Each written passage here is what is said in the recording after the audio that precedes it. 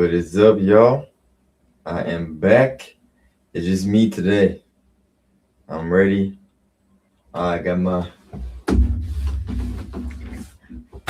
Bible with me. I got the New King James Version.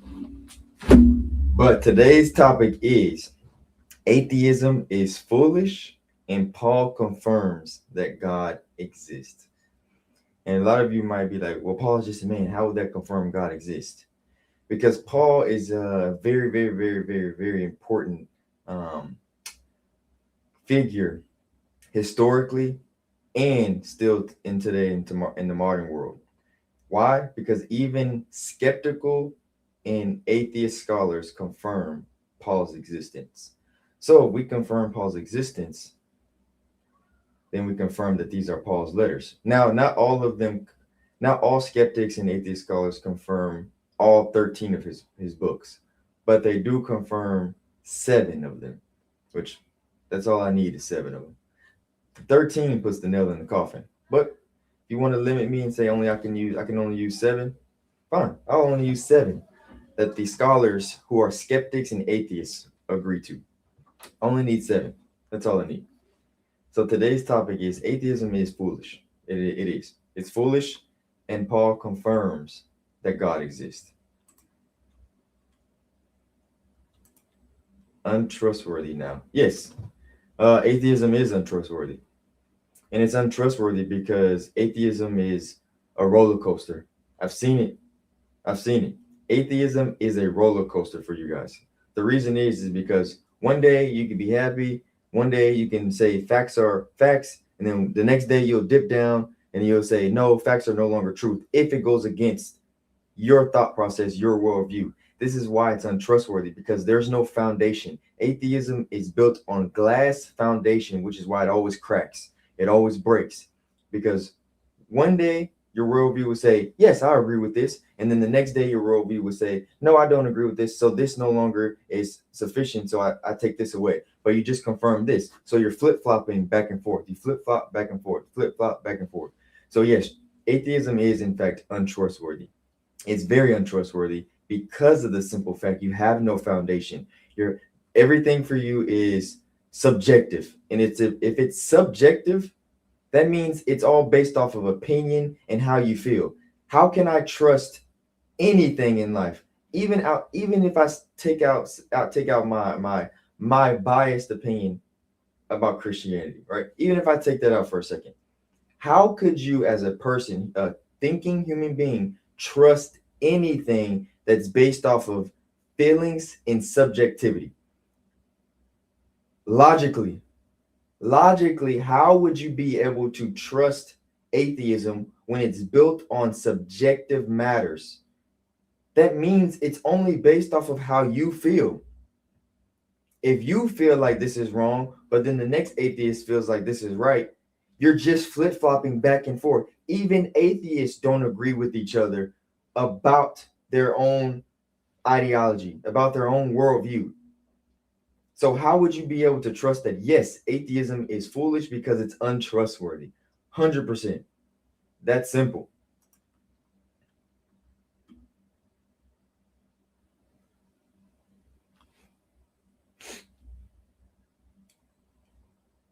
Yeah, I think that what you're saying, you're just literally confirming exactly what I'm saying.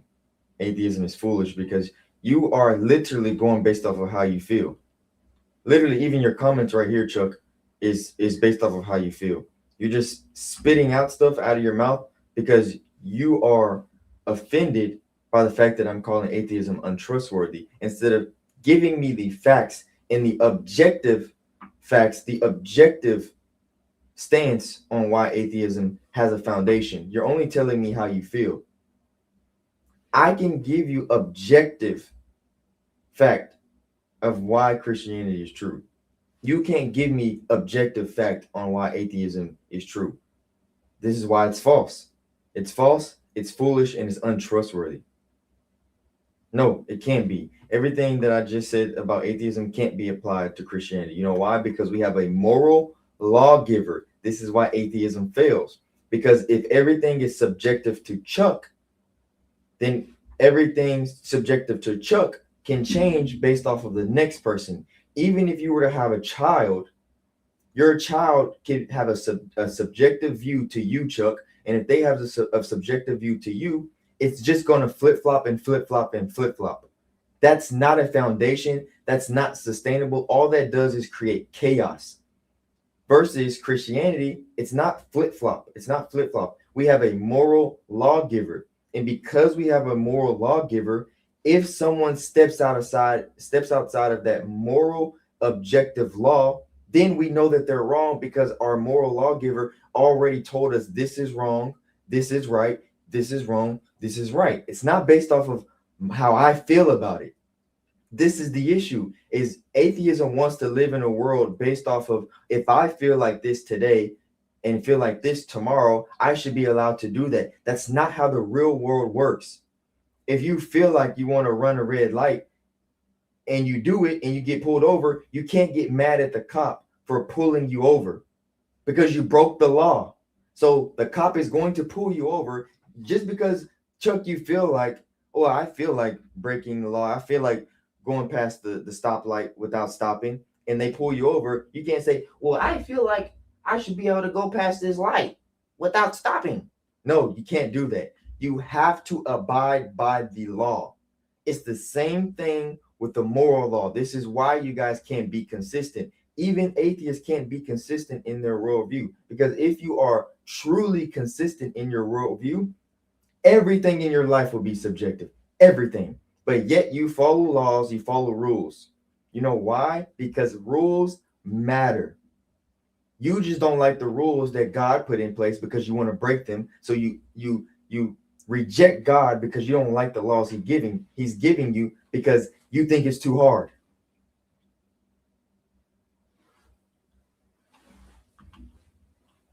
See, that's how I know you're not even paying attention, Joe.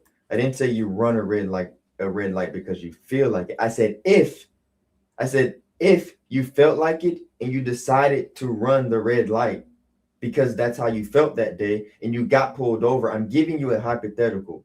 I didn't say this is what you do. I gave you a hypothetical and said, if you decided to run a red light because you felt like it and a cop pulled you over because of it, you can't look at that cop and say, well, I felt like it. He's going to say, well, I felt like giving you a ticket. Here you go. This is the issue with subjective atheism. You have to have an objective lawgiver. This is the problem. And when you don't have an objective lawgiver, it's all based off of what you decide that day. And whether you want to actually admit it or not, this is the truth.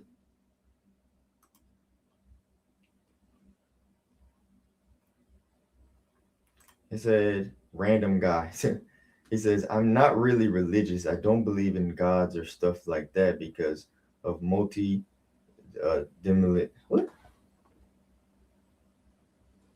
dominational being is not scientifically possible. What do you mean? How is a multi-dimensional being not possible? So Christianity is not based off of I don't know if you're talking about the other religions, but Christianity is not based off of multiple gods. It's one God that created everything. He just exists as three persons. I'm gonna leave it at that, because if you can't even fathom if there's one God, I'm not even going to go into how God can exist as three persons. We got to start with, why don't you believe in a God first? That's where we got to start. And just because it's not scientifically possible to you doesn't mean it's not possible. Because if there is a creator who created this universe, he doesn't abide by the laws of humanity. That's what you're missing. If there's a creator who is God, that means he created science, which that means he's allowed to be outside of it. Do you understand? And if he's allowed to be outside of science, this is why it's possible for him to do the things even outside of science. So this is the issue that scientists have. Scientists still can't answer, how did Jesus resurrect? And they can't disprove his resurrection. and they can't figure out how did the whole universe get here.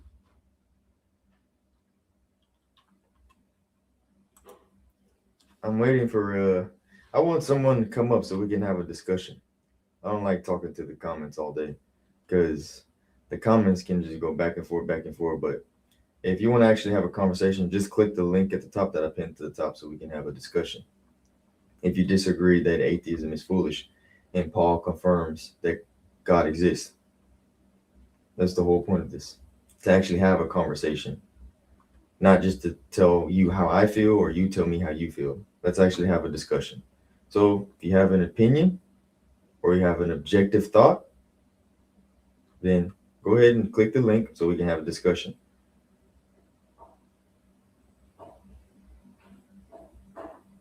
Yeah, Chuck, I think you just like to argue. I've come to that conclusion, Chuck. You just like to argue. You just like to sit behind the computer and comment and say because what you're saying doesn't even make sense half the time.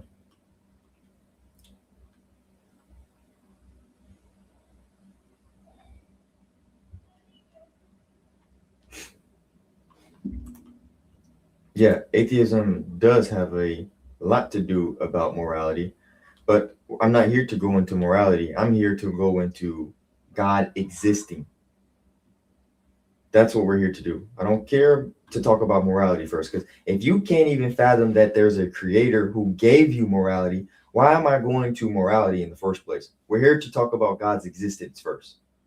You have to let that check in first. It's like talking about morality and going to all these things that atheism tries to push onto you guys is like reading a book and trying to go to the end of the chapters first instead of reading the first chapter. And you think you know about the whole book because you read the last chapter. This is what you're doing. You're like, you're going to skip the creator who gave you the morality and try to go to the end of the chapter and say, oh yeah, I'm on chapter 37. Now I know about the whole book. No, that's not how this works. You have to first start at chapter 1. And chapter 1 is the creator. We have to figure out, does God exist? That's what you have to figure out first, Jay. You have to figure out, does God exist? Before you jump into morality, all of these different topics, because what atheism tries to teach you guys is it tries to teach you how to give intellectual arguments to make it sound so smart that you forget about the simple and the basics. You are overlooking the basics and going all the way over here and confusing yourself.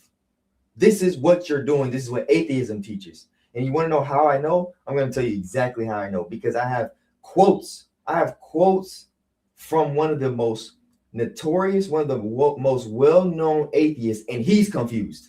I'm going to show you. All of you who are atheists know exactly who Richard Dawkins is, right?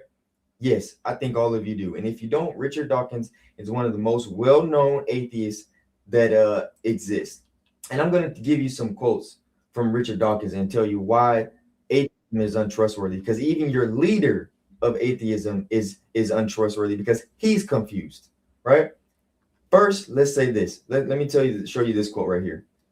Richard Dawkins says, I don't know if Jesus actually existed, but I guarantee you he did not rise from the dead. Okay, so he's making a claim here.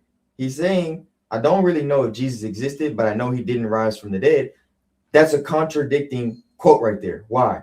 Because you're saying I don't know if he existed, but I do know he didn't rise from the dead. So he would have to be alive first for him to die and rise or not rise from the dead. So you're confused right there. You're saying, I don't know, but I know he didn't do this. First, figure out, is he a real person or was he not? Before you try to jump to see if he was dead or alive. That's the first issue. So Richard Dawkins is confused there. Then he says, Richard Dawkins again quotes this, and you can go search it for yourself if you want. It's on the Christian Post. Richard Dawkins says, Jesus was a great moral teacher. Somebody as intelligent as Jesus would have been a good atheist if he had known what we know today.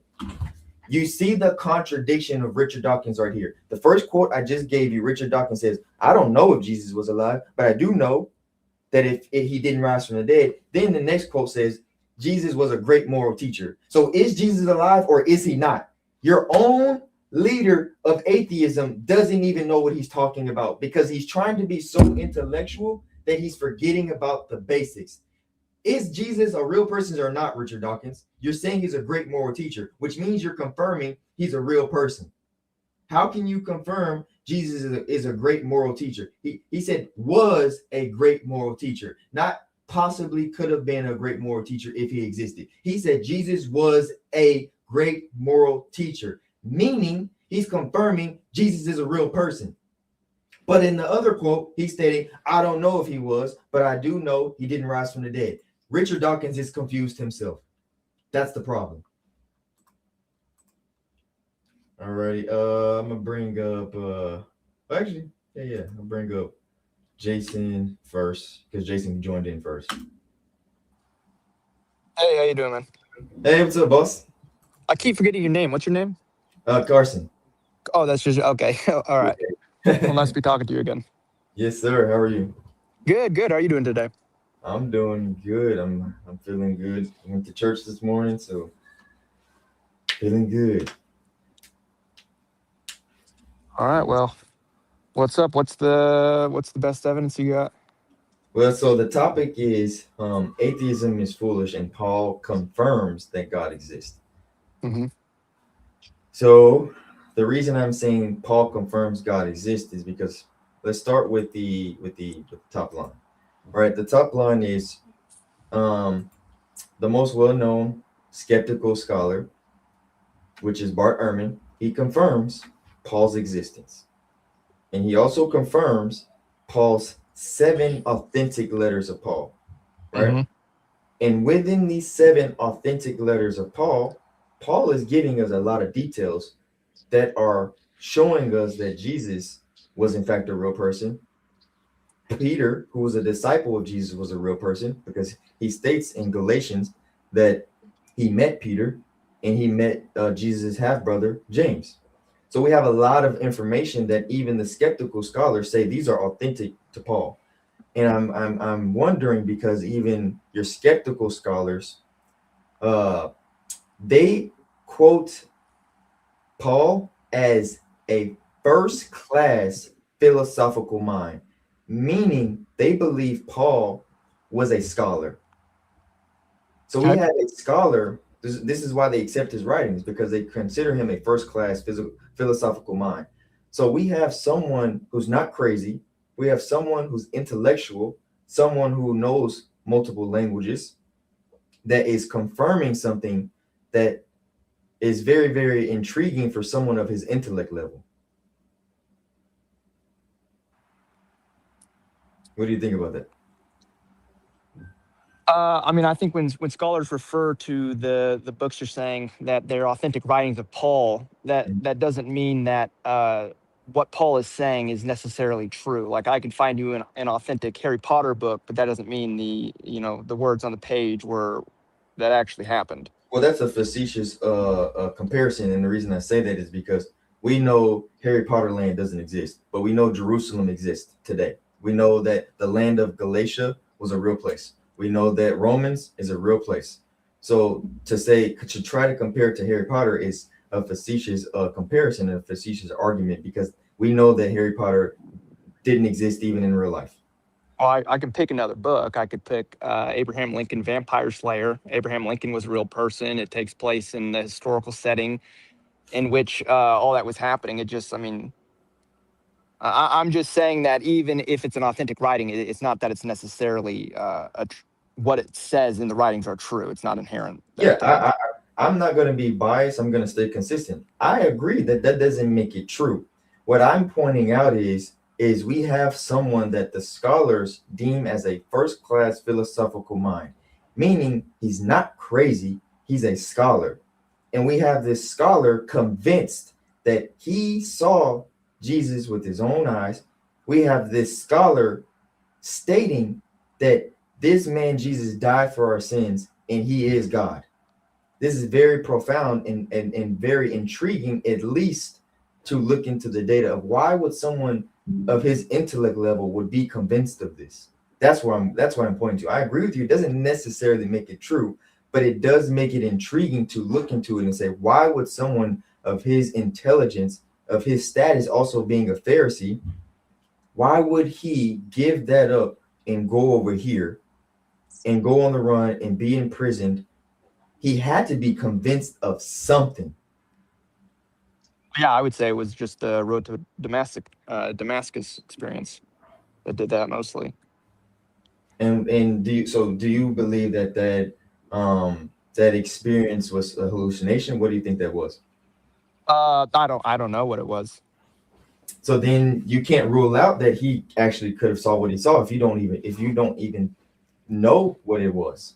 You see what Yeah, I'm saying? I can't disprove what he said, but I with that experience, but I need someone to positively affirm that it what happened, that what his experience was actually did happen to him.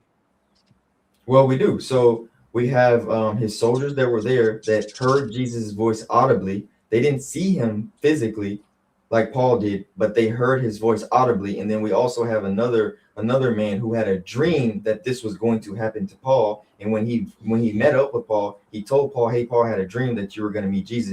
And Paul said, "Oh, I actually did have this happen to me on my road to Damascus." So we have a few witnesses that all attest to agreeing that what happened to Paul was in fact real. And if you, I don't know if you've heard of Paul Meyer, but Paul Meyer is a scholar. He worked at Western Michigan University as a historian, and he states, not just a historian, as a antiquity historian. So he studies ancient history, and he Hmm. quotes that for any historian that does ancient history, two witnesses to something is enough evidence for them to deem it as highly probable. And so not only do we have two witnesses of Paul, we have up to five. So, and that's just Paul. And we won't even get into Jesus himself. Jesus had over 30 witnesses that are just writing about him. So this is why it's profound, because even the historians state that just two agreeing to something that happened in the ancient world is a significant amount of evidence for them. And like I said, this historian's name is Paul Meyer. Yeah. I understand where that comes from. Mainly the thought that the likelihood of two people hallucinating the exact same thing is highly unlikely, but it seems to happen all the time. If you look at like the miracle of Fatima, I can't remember the exact count of people who were looking up and saw the sun dancing as like the Mother Mary. I can't remember what country was that either. If we just looked it up, we could find it. But group hallucinations are very common, and they're not something to be ruled out. That is, even if the claims that are written down are true still. Well, that's why I asked, do you think it was a hallucination? And I even wrote it down myself because I knew that this was possibly going to be an argument. Mhm. And I call it the hallucination problem. The problem with the hallucination thing is hallucinations are usually individual. You can even look this up. Hallucinations are never groups. So you're telling me that a group of people all had the same hallucination experience. Hallucination is usually an individual who experienced something and then they go tell someone, or they say, "Hey, I had this experience." It is literally less than a 5% chance that this group had the same hallucination experience. That's the first issue. The second issue is they do not occur identically, meaning they all say that they saw Jesus, but the way that they say they saw Jesus is it differs. So this means also that their hallucinations are different. So they all experience seeing Jesus. So they all agree to this part, but how they say that they saw Jesus, all of the experiences are different. So this gives us a good probability that this cannot be a hallucination, because you have the same groups of people agreeing to something while also saying that they had different experiences of it. So hallucination of the same group is highly unlikely. Well, I mean, I would just defer to if your proof that this is all real and Paul actually saw it is in the hallucination, then that's a lot of work. Like you have to prove ahead of you. Like I'm trying to think how to phrase it correctly, but if like any naturalistic explanation is more likely, no matter how low the odds are, than a supernatural explanation. And I feel like what you're saying with the hallucinations were seemingly all of God or Jesus, yet they differed only is more confirmation that it was likely to happen. The fact that they had a group hallucination, but they weren't all identical. They all kind of had their own version of it. Would seem to be more favorable to what I'm saying. I think. What do you think? So okay, let's say this, which I don't agree, but let's say this, just hear me out for a second. Even if I gave you they hallucinated, even if I gave you that, right? It still doesn't explain something that's not a hallucination, which is why is Jesus's tomb empty? This is not a hallucination. This is something that they physically saw. So even if I gave you the fact that maybe it's possible that they hallucinated and said that they saw Jesus and had a supernatural experience, it still doesn't negate the fact that we do know Jesus was a real person, and they did say he did die on that cross at the crucifixion. So why is his tomb empty? So this throws out hallucination. It throws it out because of the simple fact his tomb is empty.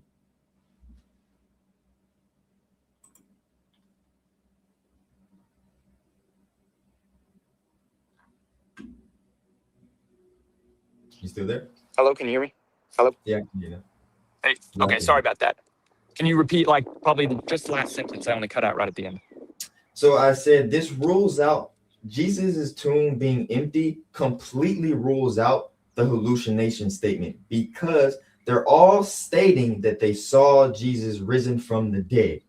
And then, like I said, if I even gave you, it's a possibility that they were hallucinating. It still does not negate the fact that Jesus' tomb was empty. And because his tomb was empty and they're confirming that they saw him alive, we have to throw out the fact that they were hallucinating because it still does not explain why his tomb is empty. Because like I said, even these skeptical scholars agree Jesus was alive. He was a real person, and they confirmed that he was crucified. So why is his tomb empty if they were hallucinating? Well, what's the confirmation that the Jesus's tomb was empty? What's the confirmation? Yeah. They couldn't find it. He wasn't just killed by his own people. It wasn't the Jews who killed him. He was executed by the Romans, which is a hostile group to the Jews. They ruled over the Jews. So they crucified him. So they're looking for his body, and the Jews are looking for his body. And none of them have been able to produce his body. Even if we say, well, the Jews may have grabbed his body and hid it, because they were overruled by Rome, which they didn't believe in Judaism, they didn't believe in Christianity, they didn't care anything about a Messiah or anything like that because they didn't believe in it. They would be searching for his body, and they would tell the Jews, produce the body now or else. And the Jews are like, we don't even have it. I don't know. Because the Romans are a key factor into this because they are a hostile group to the Jews because they rule over them. Even they couldn't produce his body. Yeah, but I mean, my main issue with this is that, everything was oral history until the books start being written down, 50, 60 years later. That's not true. So that's not true? No. How's that not true? I'll show you. So you'll get that information from the skeptical scholars. And the reason you're going to get that information, it all starts because of Jesus's prediction. He told everyone that the temple was going to be destroyed 40 years before it actually happened. And it happened in 70 AD that the temple was destroyed. Mm-hmm. And if you look at every single thing that the scholars they date it after that 70 AD because you know why? Because they're skeptics just like you. They say, well, we can't say it happened before 70 AD because if we do, then we're confirming that Jesus knew the future. And if we're confirming Jesus knew the future, then we're confirming that it's a possibility he is God. Because how would he know the future? That's my first point. So they rule out the possibility of a miracle. So if you look at it, they date everything after 70 AD. They do everything. But let me show you something that's actually very interesting, which even skeptic scholars confirm the dates on these things. Let me show you something. Can I respond to the first point really quick though? Yeah, go ahead. I mean, I can almost guarantee you that the reason they date the earliest text past 70 AD is not because they don't want Jesus to have a miracle. No, it's because they don't believe Uh, in miracles. So they're not. I mean, I'd need you to go. You'd have to show me, or not that you'd have to show me, but if we went through case by case, they're not saying, in their archaeological findings, in their literary criticism of the text, that oh well, it would be 40 A.D., but Jesus can't perform miracles. I'm an atheist, therefore it was written in 75 A.D. instead.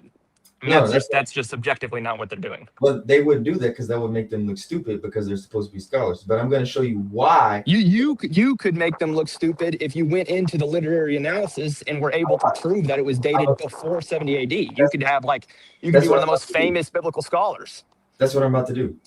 Okay, perfect. I'm about to show you the dates that they confirm on certain things and why the dates that they give of the Gospels don't add up. I'm about to give it to you. Let me show you. Is this all your or is this like some website that I can also go? You can read No, these at? I'm gonna use literally the scriptures. I'm gonna show you the scriptures, and then I'm gonna show you the dates that they confirm. Because, like I said, Bart Ehrman confirms that Galatians is an authentic book of Paul. That's where they messed up. They messed up by confirming that these are authentic to Paul. And Paul gives us a timeline within Galatians, and then they give us, the skeptic scholars gives us a timeline. And I'm going to show you why what they're saying doesn't actually make sense. Let me show you. So let's just Google real quick. For example, when did Bart Ehrman say, Galatians? I mean, I don't necessarily care exactly what Bart Ehrman said. It's well, I care about what he's the number one. He's the number one. Yeah, I know. I would just prefer the actual scholarly consensus. We don't need to appeal to just the one guy. There's no one really, what I'm saying. Like I said, there's no one really above him. So I know, but I don't. He's not like a prophet to me. I'd rather what all the scholars say. The independent corroborations is what give me a scholar that you would like to use then. Well, no, I don't care about one specific scholar. I'm saying it might not even be in there for you to just look up. I'll do this. I'll just say, when was Galatians written? Yeah. Okay, thank you. Right? Yeah. Okay. So Galatians, overview. Galatians was written by the Apostle Paul around 48 to 49 AD. Right? Mm-hmm. Okay. Now let's go to Galatians. I'm going to show you something very interesting. So keep in mind, Galatians 48 to 49 AD. Paul gives us a timeline here. In Galatians, this is the book of Galatians. He wrote this in 49 AD. Let's just use 48 to, so we don't have to keep saying 48 to 49. So he wrote Galatians in 48 AD. He tells us then 3 years later, I went up to Jerusalem to become acquainted with Cephas, which Cephas is Peter. This is Peter, the Apostle Peter, right? So he's writing this in the book. He's writing this in Galatians.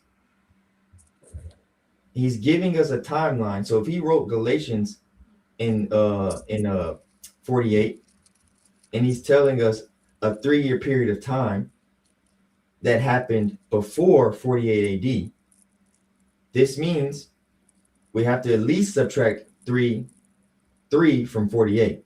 So we have 45 AD. Possibly he met Peter in 45 AD. Yes?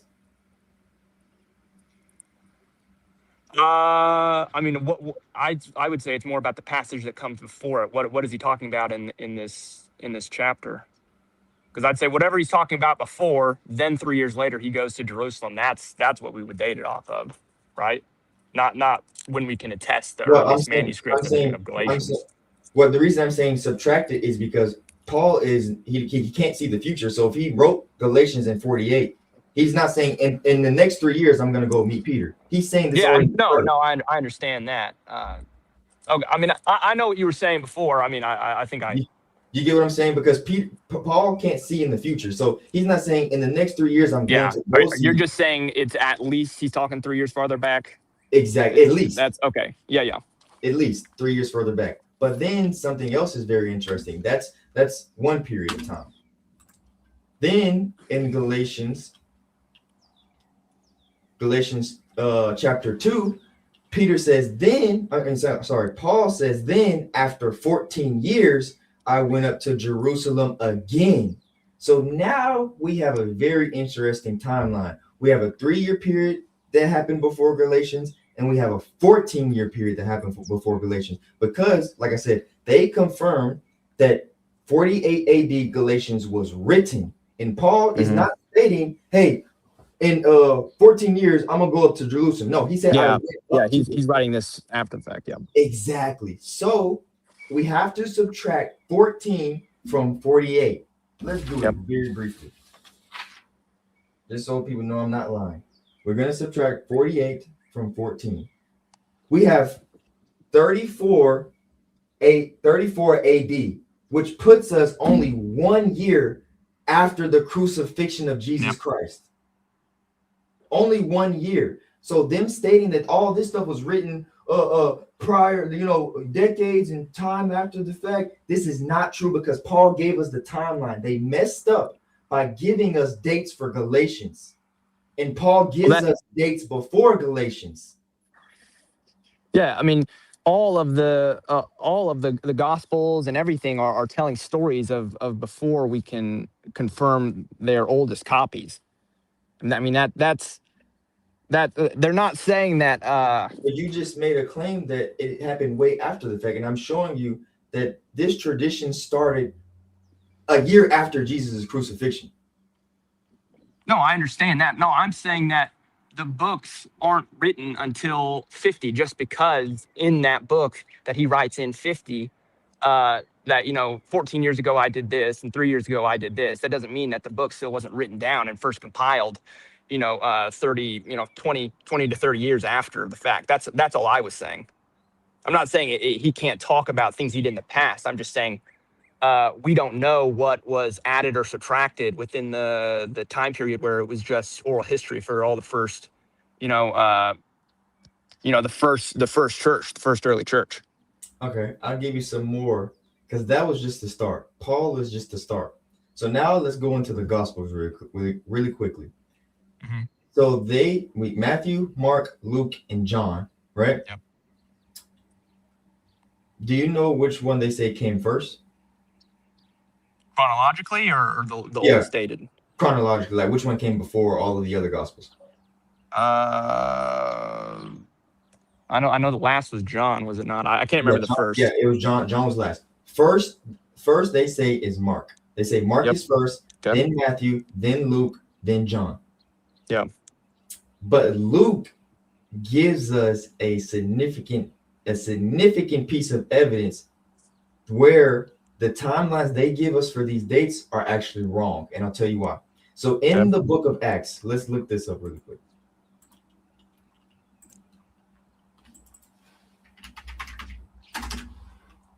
They state Acts. You look at this. Look how big of a range they give us. They give us 60. They don't just make up a range. There's a mathematical formula for variance that you come up with that. You know what's funny? This is actually a more modern take. This is actually newer information because scholars, right, smarter than me, actually have confirmed that what the skeptical scholars were giving as dates were in fact wrong. So they updated it. It used to be Acts was written between 80 and 85 AD.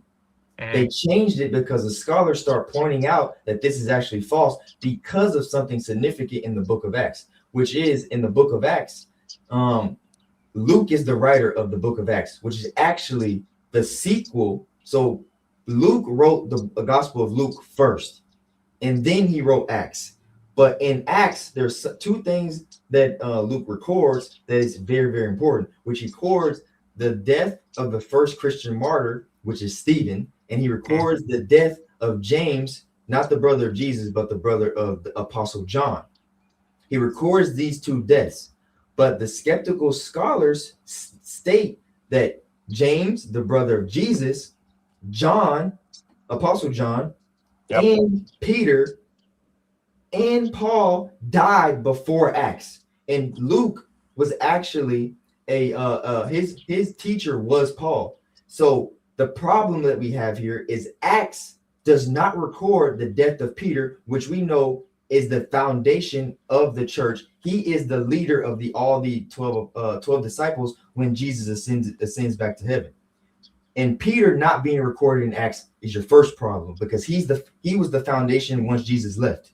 And then Luke not recording the death of Paul is also a problem, because this is his teacher. So why would Luke not record Peter and not record Paul when they're stating Peter died in 64 AD and Paul died in 66 AD, and he wrote the book of Acts in 80 to 85 AD. So almost 20 years later, you're telling me he would not have known that these two people died? He would have recorded it. And how do we know this? Because he recorded the other two people who were following Jesus' deaths. So this says that he had to have written this before they actually died.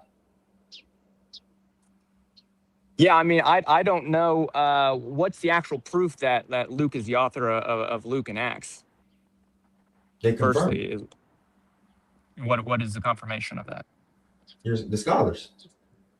I know, like, what's the actual data that says Luke wrote because that? Because of the narration. The narration. So the scholars confirm this, for one. If you don't want to, you don't have to believe me. Go look at the skeptical scholars. Don't take my word for it. The skeptical scholars and the Christian scholars confirm that this was Luke. And the reason that they know it was Luke is because Luke is giving a narration, because I just told you that Luke was actually he was under Paul. Paul was his teacher, right? And he's actually giving us the walkthrough of how he ended up meeting Paul. Before Paul became Paul, he was Saul, and he's giving us a story from the beginning when Paul was Saul, Stephen dying as the first Christian martyr, all the way to the end of Acts. The end of Acts shows you Paul getting imprisoned.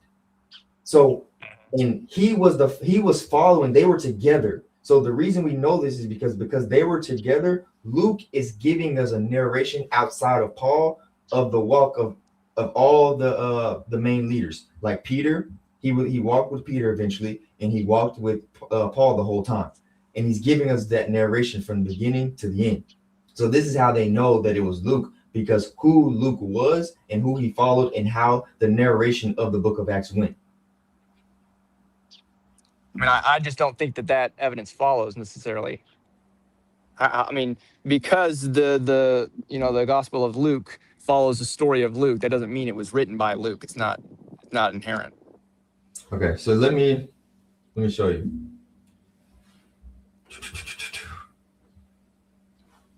I mean, I could be completely wrong about this, but from my understanding, we didn't actually have 100% confirmed writers of any of the Gospels.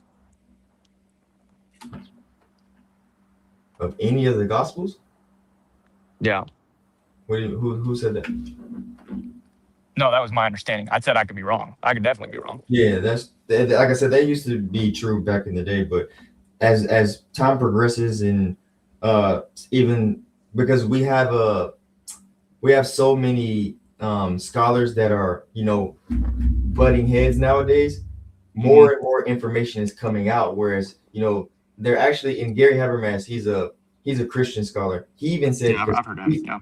Yeah, he's older. He even said when he first started, there wasn't very many of him. He said there was actually more skeptical scholars when he started versus there is now. He said it's such a competitive thing now that the Christian scholars are trying to show why the skeptical scholars are wrong, and the skeptical scholars are trying to show why the Christian scholars are wrong. Versus back then, it would be like 2 versus 5.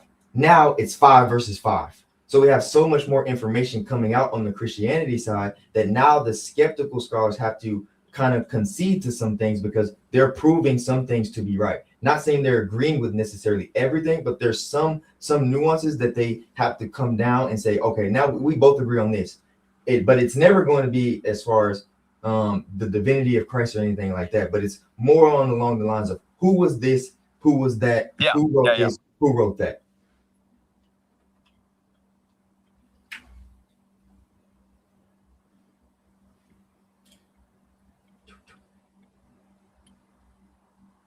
Okay, so we have a few people.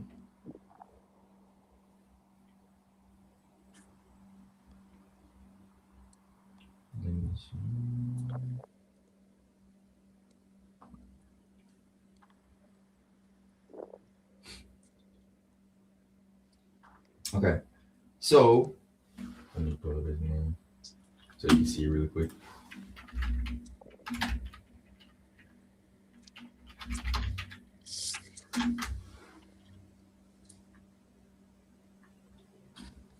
So this guy here. Let me get a pencil and pen, so I want to write some of this down. Yeah, this is Irenaeus. Yeah, He, yeah.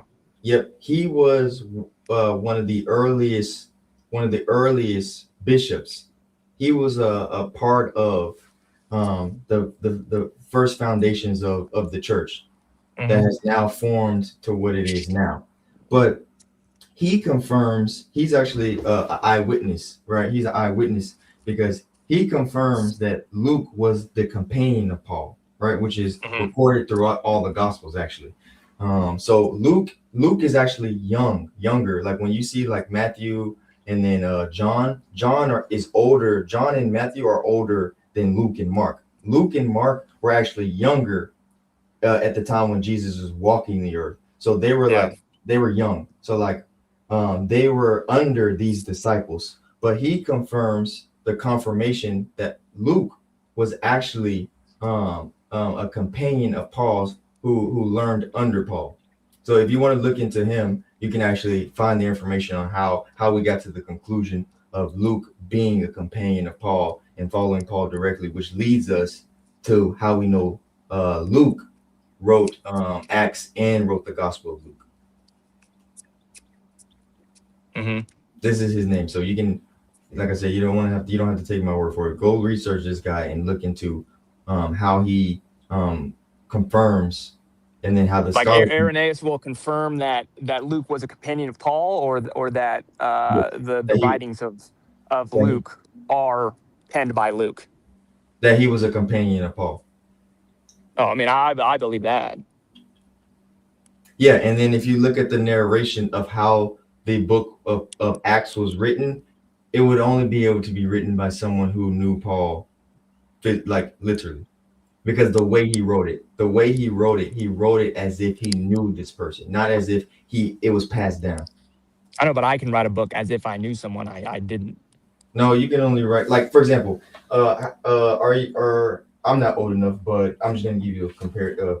Are you old enough to have been a part of 9/11? Me, no.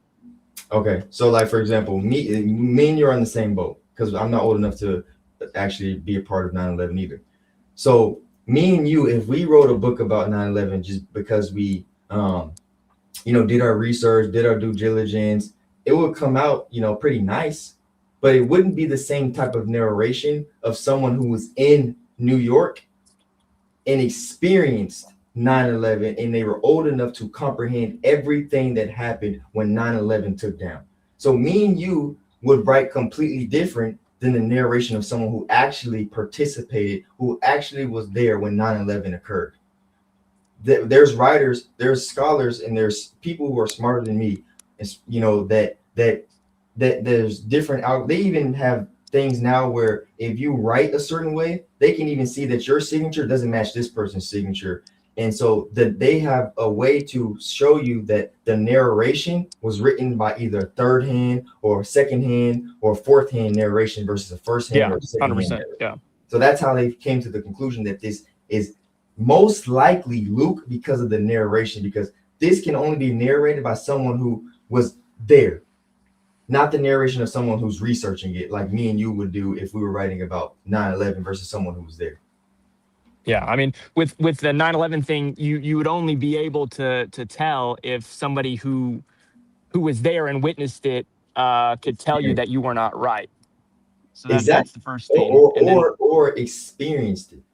Yeah, exactly. But the second thing, when you're talking about, they're able to tell when other scribes come in and add their own parts to. I mean, that happened to Josephus. They can tell that it's not the same vocabulary of Josephus in some parts of antiquities than in others. But if the primary author was the same, but it wasn't Luke, all of that would still match up. You could still date it to one author, but it might not necessarily be Luke. But I can agree that I don't even know if I can, that the preponderance of evidence is that Luke wrote it. I mean, other than if it's just that the story follows the story of Luke, therefore we have high understanding that it is Luke that wrote it. I mean, I just don't know if I can agree to that specifically, but I kind of want to see where we go after this. I might just concede this, and so we can keep talking.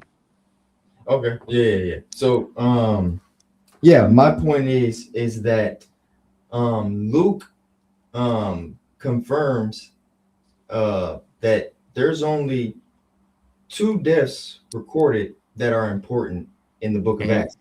And if we don't, we know he was a companion of Paul. So if Paul died before the book of Acts was written, why wouldn't the writer, I won't say Luke, but why wouldn't the writer not record Paul's death in there, but record the other person? If they are, in the book of Acts, Paul is in there. He's mentioned even before he became Paul. So if he died before this book of Acts was completed, why wouldn't they have mentioned it? I can't remember where did Paul die? Paul died, I believe. I thought it was way off in Rome. Yeah, it was. He died in 66 A.D. In Rome. Might just Google it real. In Rome. Okay. He did die in Rome. Yeah, he died in Rome. But that's what I'm saying. So even if that's the case, because I know where you're going, you're saying, well, he was, a little far away, so they wouldn't have known. But the dates of the 2 are significant. This is why I said even the timeline was so significant that the writer of Acts would have known, because they say Paul died in 66 AD and the book of Acts was written around 80 to 85 AD. So we have almost a 20-year period between the 2. He would have known. Do you see how big of a range that is? Yeah. Paul died in 66 and they say it was written in 80 to 85. We have almost a 15 to 20-year span. They would have known. I'm writing this down real quick so I can have it for later. So the only conclusion is, if they didn't write this and they knew Paul, this means Paul could not have been dead yet, which puts Acts not written in 80 to 85. It puts puts Acts written before 62 AD. Even if we say 61 AD, this puts Luke before Acts. Now we're talking under 60 AD, which means we're getting closer and closer and closer to all the gospels being written before them, because Luke was one of the last ones released. Yeah. When again was the temple destroyed? So I can have that down. In 70 AD. 70 AD. And that's why I say you see all the skeptical scholars, they place everything after the fact, which is why now the Christian scholars have been disproving their dishonesty, because they're trying to put it after the temple being destroyed, because they will not concede to Jesus being able to know the future, because Jesus said that this was going to happen 40 years before it actually happened. Yeah. So they placed everything after that.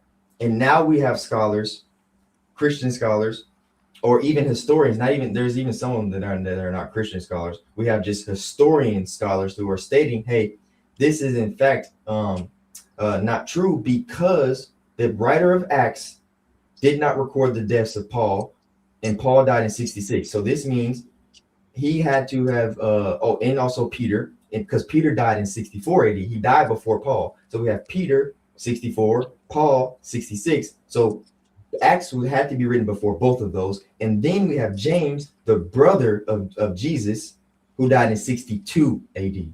So we have these 3 significant people that died between 62 and 66 that are not recorded in Acts. So this means Acts had to have been written before this. So this puts us at about 60 to 62 AD that Acts was written, which means the Gospels of Mark and Matthew came before it, which places us between a 40 and 59 AD, which means we're only 10 to 20 years after the death of Jesus, not 70, 60 years. Yeah, that's pretty good. I'll have to look into all that stuff. I really like this. Yeah. But I mean, it is ultimately an argument from silence, correct? That Right. No. because the Gospels don't mention it, that is evidence that to the opposite, like to the No, negative. so it's not necessarily an argument from silence. It's actually an argument from evidence. And the reason is because we know that these writers throughout the history of the Bible, right? Even if you don't want to believe in it, but throughout the history of the Bible, any significant people, any significant figures that died or were killed or were martyred, they're always recorded if they were significant. And Peter and Paul definitely would have been significant because of their importance of the Bible. Peter was a direct disciple of Jesus. So his death would have been important to record. And Paul, the writer of Acts, was connected to Paul. So him not recording it, even if you don't want to say it's Luke, the writer was connected to Paul. So Yeah. recording his death is another issue. So it's actually an argument from evidence, not an argument from silence. Yeah, no, I mean, I'd be willing to accept that, even if it wasn't Luke, if it was whoever was penning this was close to the movement, that it is a good argument considering it's not mentioned if they were written after. Yeah. But most of these dates with the disciples dying, where do they come from? Of the scholars. That's why I said you don't have to take my word for it. Even the skepticals. That's why I said Bart Ehrman himself says that these are the dates of the deaths of these people. This is why I'm saying that they messed up, because the skeptics are giving us dates for things, and then the other scholars are finding they're using their data that the skeptics, because the problem is they don't want to use our data because they're saying you're biased. So what our scholars are doing is taking the data that the skeptics accept and using it against them and showing them where they're wrong. And they're like, well, that's why I said it's actually, if you were to go back, I don't know how you you'll probably actually find it from older videos, because since the internet updates, but it's actually a newer thing within the last 10 years that the book of Acts, it used to be stating that it was 80 to 85. It updated because we have so many historians and Christian scholars now stating, hey, this is in fact the actual evidence. And then that's why you see such a wide range now. Yeah. You know, yeah, well, I mean, that's the beauty of it all is, if you prove it to be true, then it's true, and we can accept that, and it changes. So, so all of this is to say that sorry, there's something about that Jesus made a prediction about what comes naturally from the result of these premises being true. So the results of these premises is actually, in fact, that these traditions could not be hallucinations because it happened so fast, right? So they're saying this is, this happened 70, 60, 70, 80 years after Jesus. So they're just, talking amongst themselves, and then they're passing things and passing rumors or passing all these things. But because of these dates are confirming it happened so quickly, this means that they really actually believe this, or they really actually saw this, because they made sure they stamped it ASAP and put it out there to the world and say, this has to be put out now because the world needs to know, which is why in the book of Galatians, in the book of Corinthians, Paul is stating he's leaving areas like Jerusalem and going to the Gentiles, which would be the other countries outside of Israel, and saying Christ came to not just save Jerusalem, he came here to save you guys too. That's why they're going and they're spreading out. That's why they went to continents like Asia, Africa, and even some parts of Europe, because they're spreading it out, saying we got to go now, because we have to spread this message to the nations, not just Jerusalem, to the nations. So they're doing it quickly because they're sending each other off. That's why Jesus compiled 12 of them, because all 12 of them didn't stay in the same areas. All 12 of them went to different spots of the world. Well, isn't that mostly because didn't Jesus say that before some of you will not taste death before I come back? Didn't he say that? So they thought that the second coming was like going to happen super soon. Like, doesn't he say you won't even be able to reach? No, he didn't say his second coming. What he said was some of you would not pass before you see my glory. And what that meant was this was at the Mount of Transfiguration, where he took where he took Peter and he took John, and they saw him transfigure before their eyes, and Jesus showed him his glorified body after he was resurrected. That was what he was talking about. And this is where they said that they saw Elijah and Moses on the side of Jesus, and Jesus was in his glorified body, and they said they saw him in all white, in the purest white that they've ever seen in their entire lives. And they told their disciples these things, and they told the other apostles these things. So that was what Jesus was referring to. He's referring to some of these disciples that were with him were going to witness him transfigure right before their eyes, proving to them that he is God, so they could tell other people. And that was right after that was after or before the transfiguration. The Mount Transfiguration was before the temple was destroyed. This is why he said, he didn't say my second coming. He said you will. Oh, no, sorry. I was talking about when Jesus says some of you will not pass before you see my glory. Did he say that before or after the transfiguration? No, he said that before the transfiguration. Okay. All right. Yeah. And you can, like I said, you can look that up yourself. It's in the Bible. He says it to them, and he's referring to his transfiguration because not everyone actually got to see him transform right before their eyes. Okay, so he's talking about the transfiguration.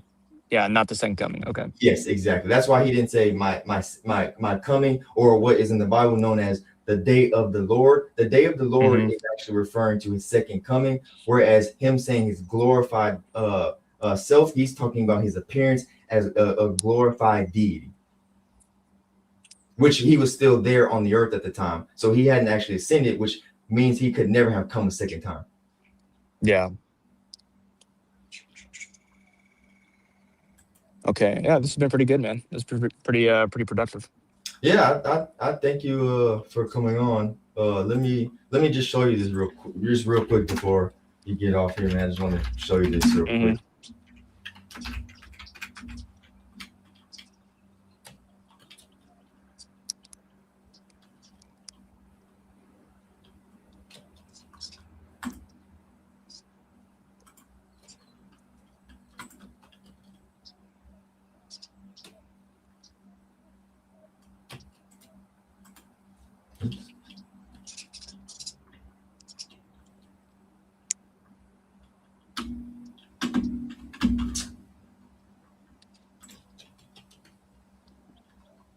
Sorry, my second screen froze for a second.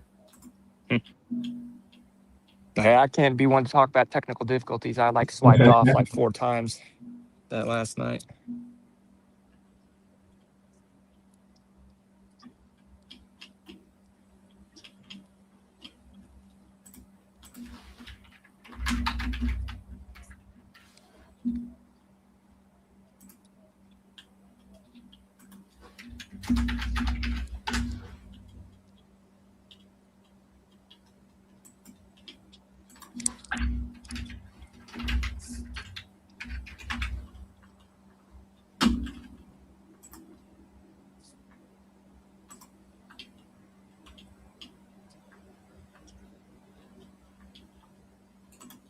Okay, look at this.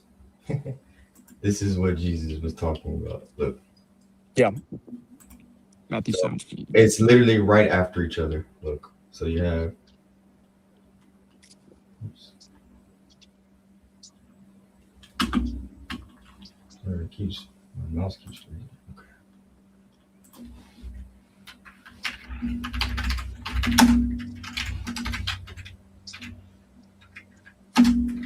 So we have Matthew 16 and then we have Matthew 17, the very next chapter.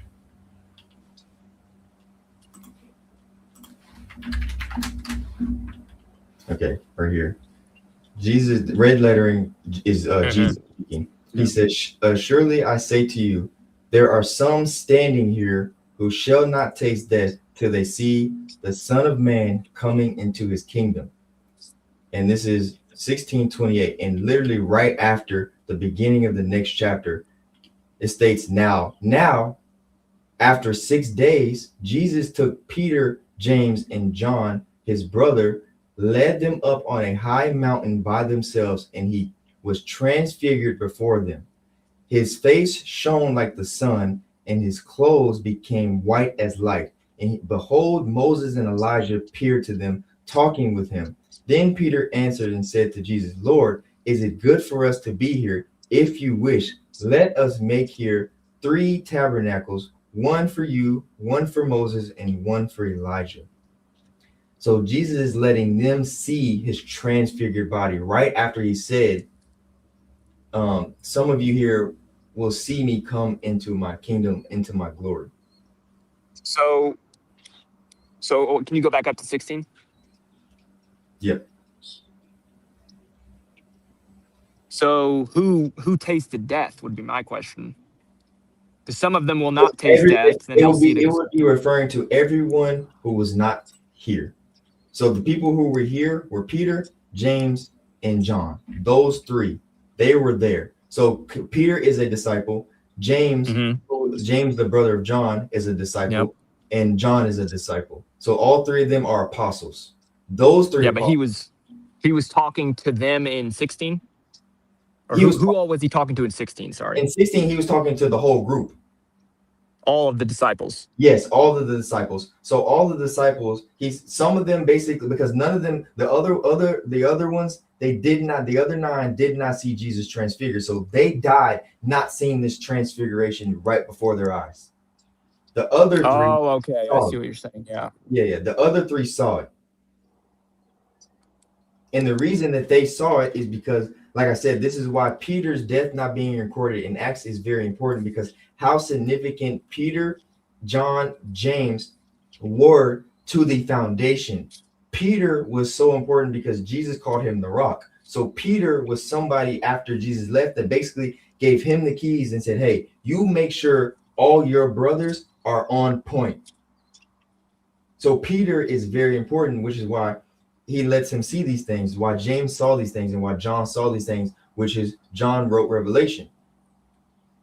So this comes down to whether or not the Son of Man's kingdom is his transfiguration, basically, right?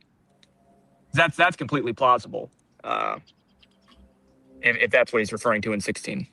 Yeah, that's what he was referring to. He's referring to his transfiguration. They saw his actual full glorified body. Okay. Yeah, that's what they saw. But yeah, man, I appreciate you. It was actually a really great conversation. Yeah, I like talking to you. I got all my notes here, so I'll look over them and read up on it. I always appreciate talking to you, man. Yes, sir. Yeah, next time, if you, like I said, you're gonna do your research. Next time I stream again, then come back and tell me what your thoughts were on that information. Yeah. All right. I'd love to. All right. Till next time. Thank you very much. You, man. Have a good one. Bye.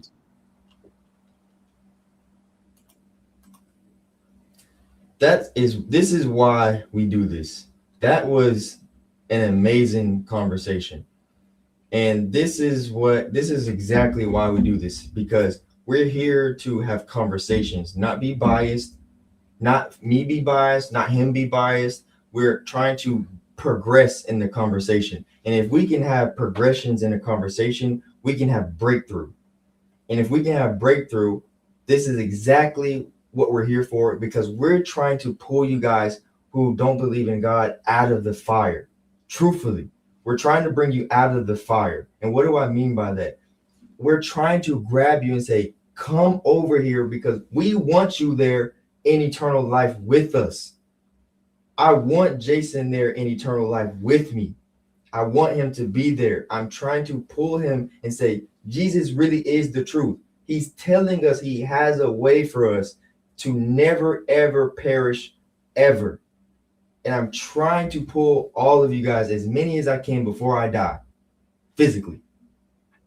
Pull you guys with me, so that way when Jesus resurrects all of us, one day we're going to be able to have a transfigured body like Jesus. This is what he's promising.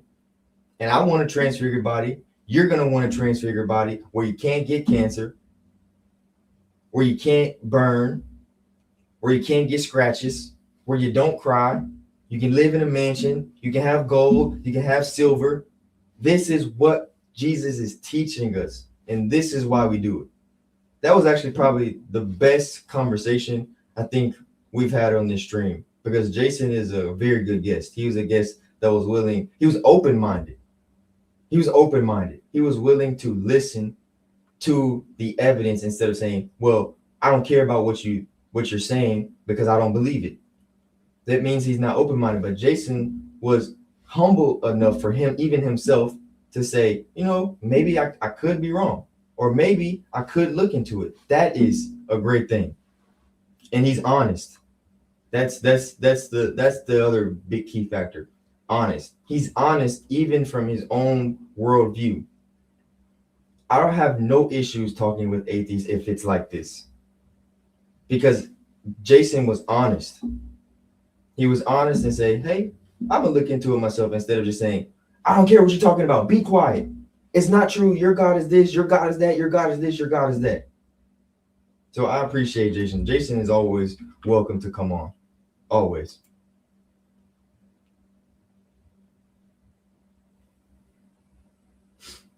And this Chuck, man, Chuck guy, you're very emotional, man. You say a lot of stuff. Yeah. Awesome combo. Yeah, I think that was a great conversation. Yeah, Jason, Chuck, this guy, y'all see him in the comments. Chuck, I'm not gonna lie to you, man. I feel like you got some demonic spirits in you, truthfully. And we have to get those out of you. For real. We really do. You got some demons that are sitting on your shoulders that gotta go, because they are trying to control you. Because let me show you why.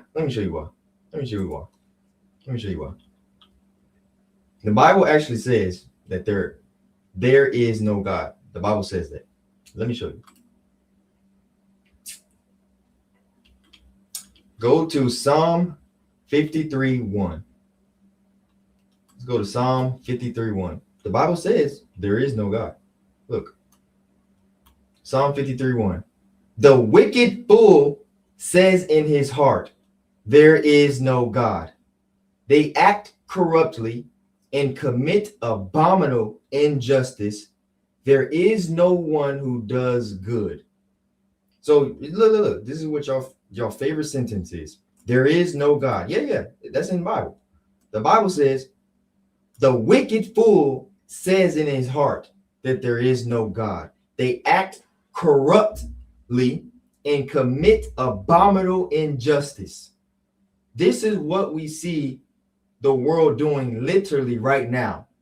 They act corrupt and they commit things that are heinous. We see it with the Epstein stuff. We see it with the Diddy stuff. We see it across the world, that these people who say that there is no God, they don't care about anything but themselves, which means they produce chaos.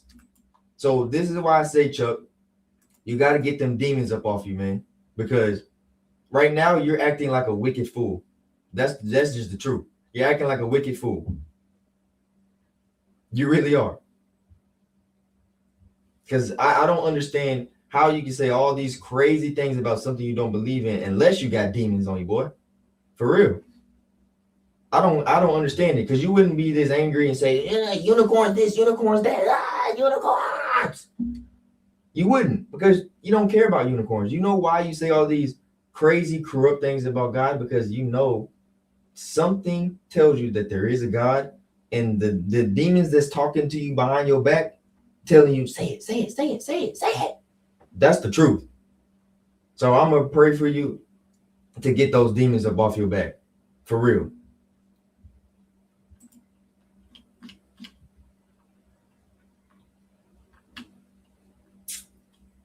Yep. There is a God. That's right.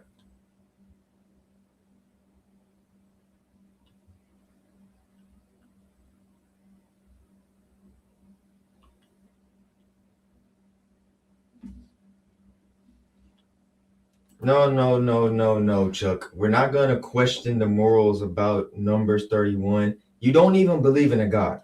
This is what I was talking about earlier. You're trying to jump to chapter 37 before you read chapter 1.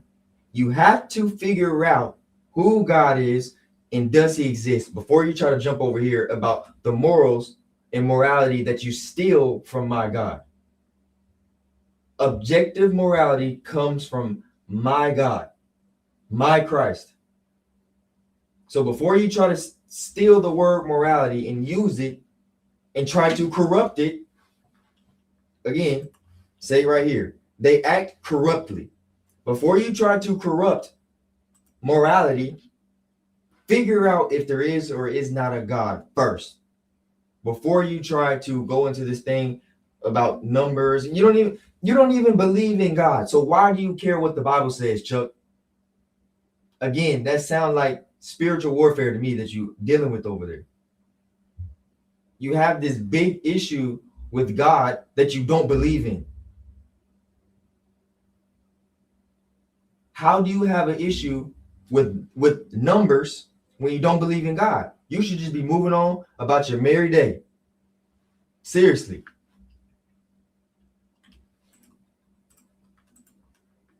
Let me show you something else. We're about to go to the book of Galatians 1, 8 through 9. Let's go to the book of Galatians. Let's go to the book of Galatians. And this is Paul again. Paul confirming God exists. Yeah. The book of Galatians. But even if we or an angel from heaven preach any other gospel to you, that then what we have preached to you, let him be accursed, as we have said before. So now I say again, if anyone preaches any other gospel to you than what you have received, let him be accursed. Let him be cursed. And this is the problem that you guys have with God, because he's holding people accountable to their corrupt acts. He's holding people accountable to their abominable acts, their twisting of words, their twisting of scriptures, their twisting of his creation. This is what's going on. You're distorting the Bible, Chuck. You're distorting numbers. This is what you're doing. You're saying, I don't agree with the morality in numbers because you don't understand what's going on in the numbers. So you can't understand what's going on in numbers when you don't believe there's a God. You're distorting it because you're listening to these atheist scholars like Richard Dawkins, who don't even understand their own doctrine. Because one point, Richard Dawkins says, there is no Jesus. Jesus couldn't have risen from the dead because he doesn't exist. Then in the next quote, he says, oh, Jesus was a great moral teacher. So which one is it, Richard Dawkins? Is Jesus a real person or is he not? Because you're contradicting yourself by stating he couldn't have risen from the dead because you don't know if he exists. But then stating he was, not if he was real, he would have been a moral teacher. You said Jesus was a moral teacher, confirming Jesus was a real person. So which one is it? This is the doctrine that these atheists are pushing to you guys because they sound smart, but really they're demonic. That's what it is.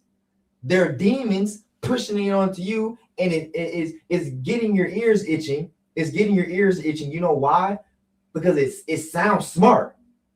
But the Bible tells us, anybody can be smart, but not anybody can be wise. Wisdom comes from God. That's where it comes from. I don't care who passes an ACT test. I don't care who passes the bar exam. I don't care about none of that. But if you aren't wise, you will still commit dumb actions. That's the truth. This is the difference between a smart person and a wise person. A smart person says, I'm smart. I know about books. But still make dumb decisions. Still got 3 baby mamas, like Elon Musk. Everybody considers Elon Musk smart, but he got multiple baby mamas. You know why? Because he's not wise. He may be smart, but he's not wise. He's doing dumb things. This is what the Bible teaches. It doesn't matter how much smartness you think you have. You're not wise. Because a wise person would have one wife and have children with her. That's what a wise person would do. A smart person will just say, I accumulated all this money because I got a business. Yeah, you may be smart, but you're dumb because you're not wise. That's the problem.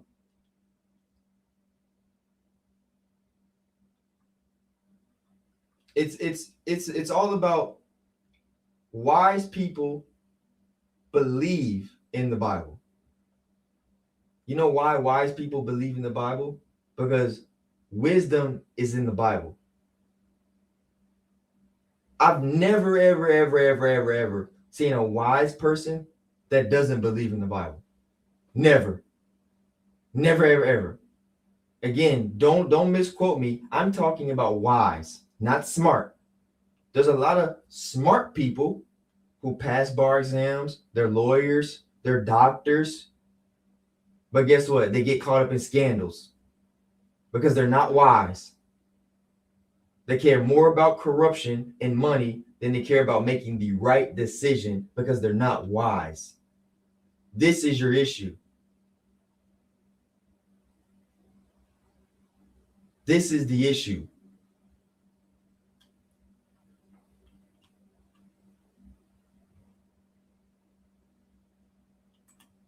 He said, God is real. I dropped my argument. God is real.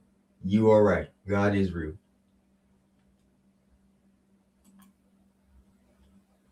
Oh, he said the link expired. Let me see.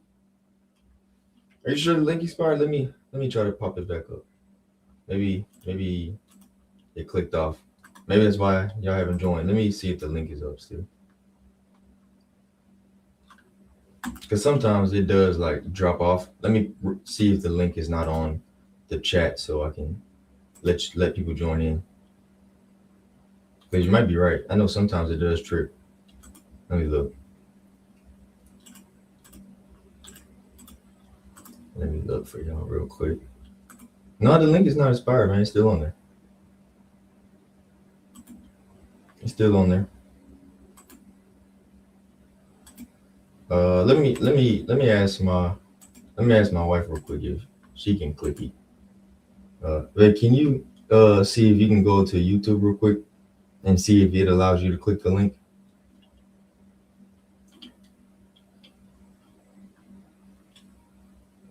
No, it doesn't. Oh yeah, you guys are right. My bad. It shows like the link on my side, but maybe it's because I'm doing it from my computer. But yeah, my wife just said that she can't click the link. You don't see it like on the top of the chat at all. You can't click it. You can't click it. Okay, let me try to. You guys are right. Let me fix this. We have an issue. I'm gonna fix it real quick, y'all. Bear with me real quick.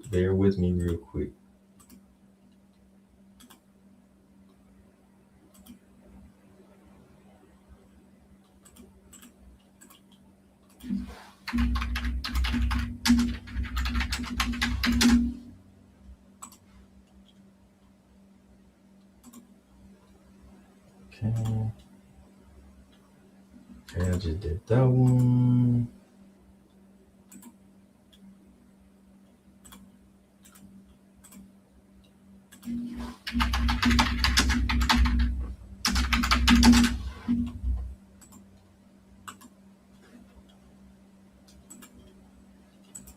Okay, it should work now.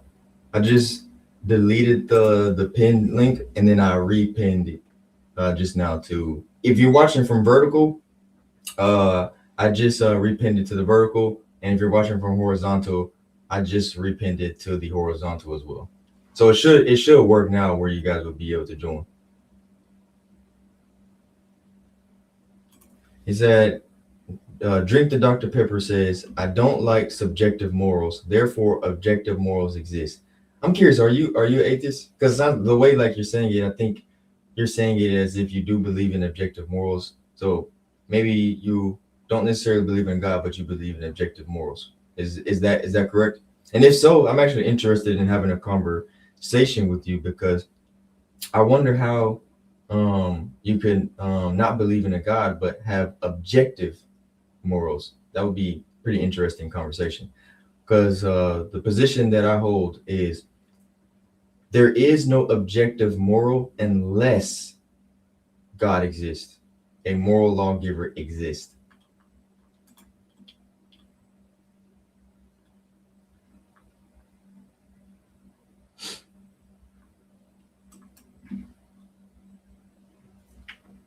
Oh, we got a strong believer in the comments.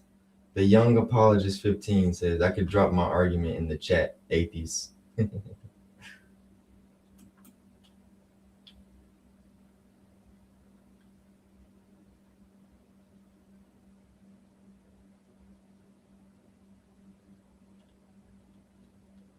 Said premise 1, absolute nothing cannot actualize, so a something always existed. Do you agree? That's a good point. That's a good point, because if it's nothing, it can't actually exist. If it's actually nothing, it can't actually exist.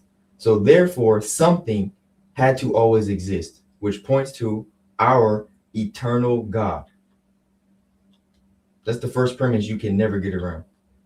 You can stop at premise 1. They can't get around that.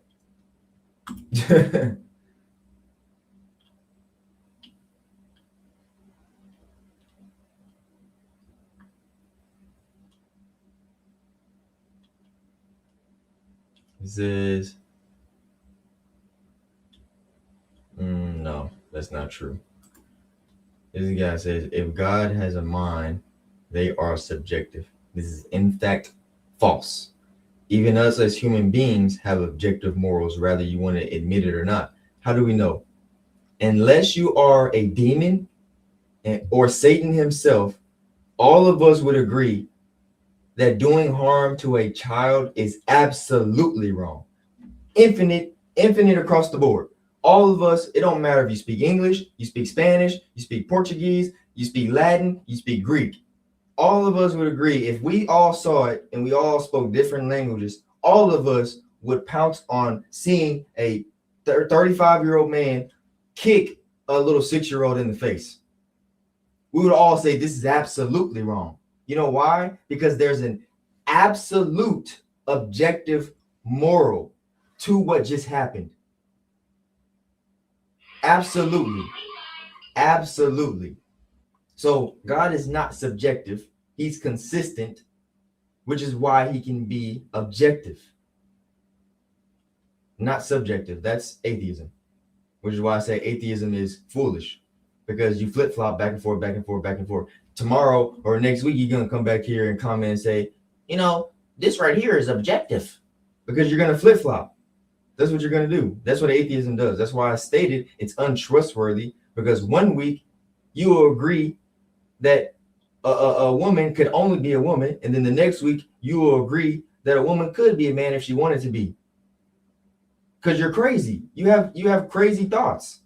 That's why I said atheism is teaching corrupt mindsets. It's teaching a literally abominable mindset. It's causing chaos and havoc across the world. This subjective thought that I can feel like I do what I want to do. And then you end up in trouble, and then you get mad that you end up in trouble. This is the problem that I have with atheism.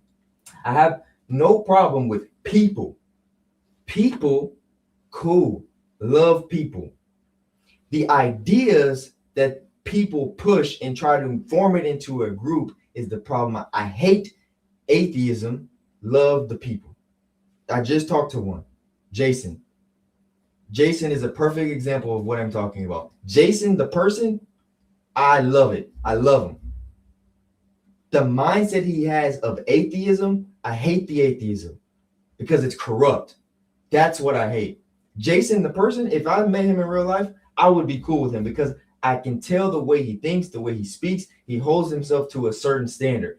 This is why I love the person. The person is not corrupt. It's his thought that's being indoctrinated by the demons, by the Satanists that's corrupting his mind. And I am Jason. I'm gonna one day you're going to end up a Christian. I can tell because the intellect level he has and the humbleness he has, he's already closer to Christianity than he thinks. He's going to be a Christian one day. Watch.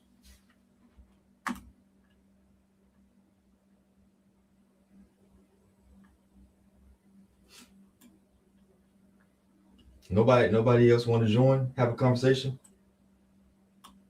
Atheism, this is my topic. Atheism is foolish. Paul confirms God exists. Do you agree or do you disagree?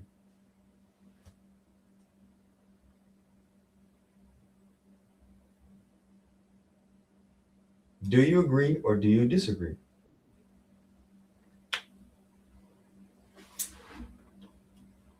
I don't want to say his name wrong. Let me pop you up, boss. Hey, what's up, boss?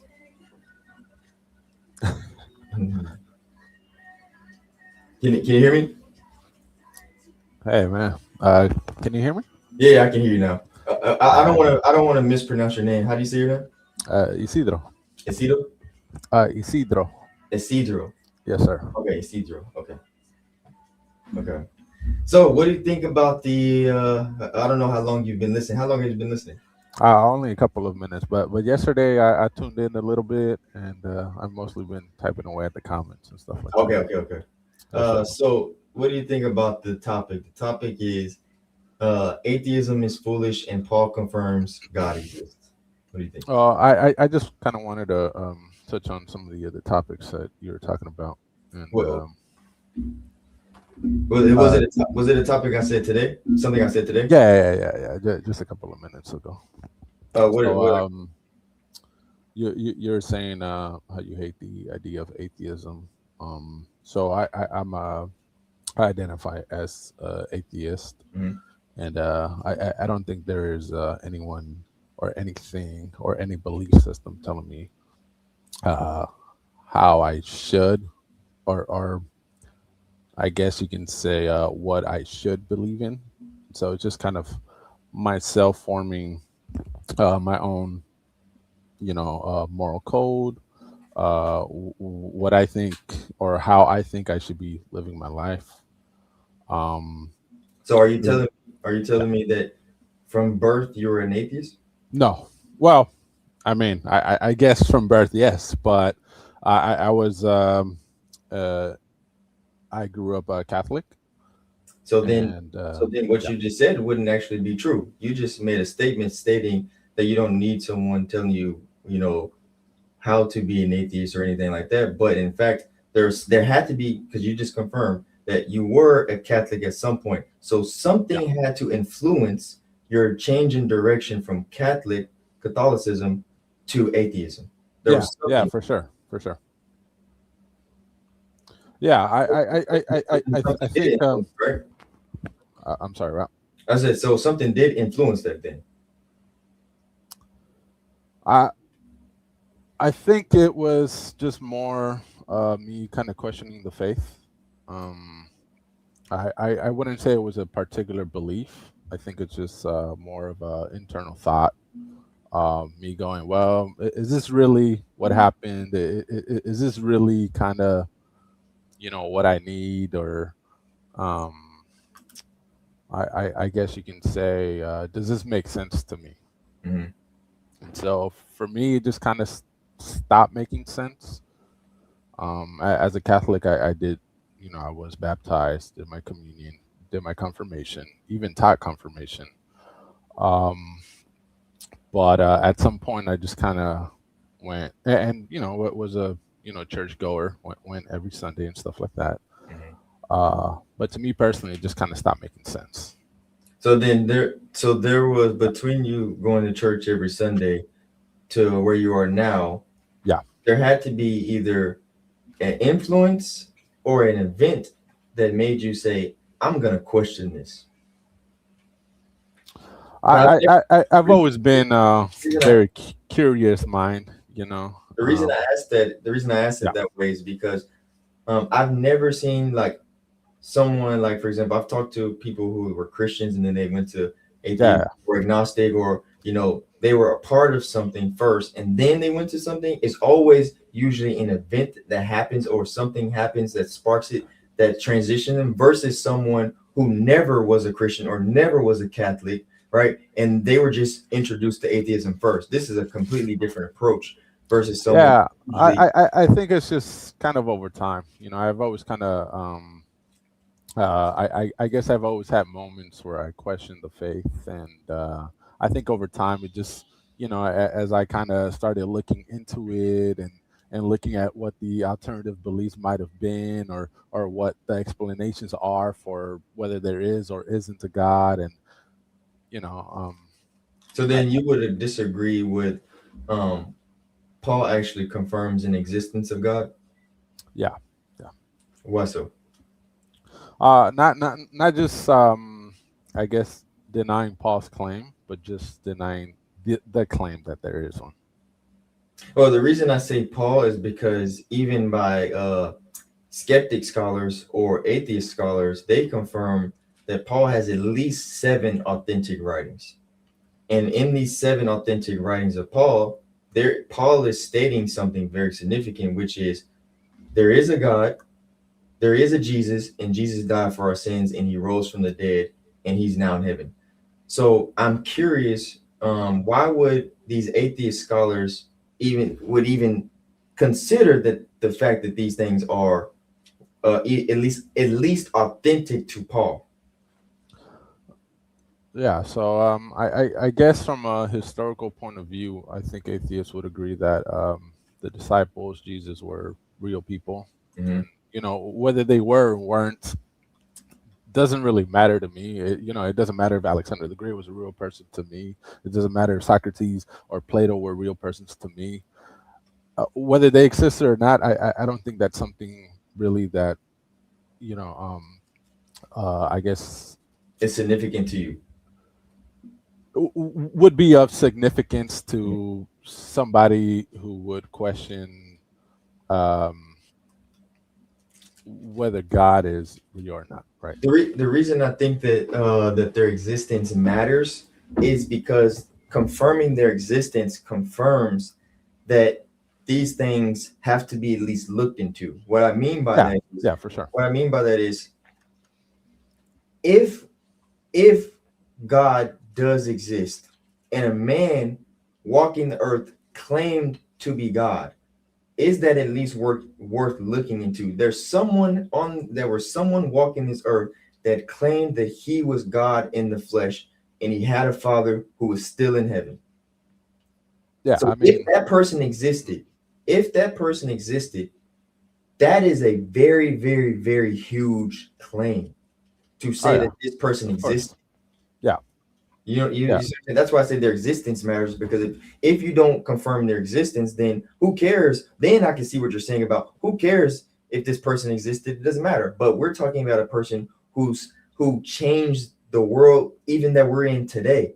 Jesus is the most infamous name in the whole world. yeah, yeah. I would You see what definitely I'm agree with saying? that. Yeah, I So would agree with that his statement. his existence matters because of his claims, not just his existence in general.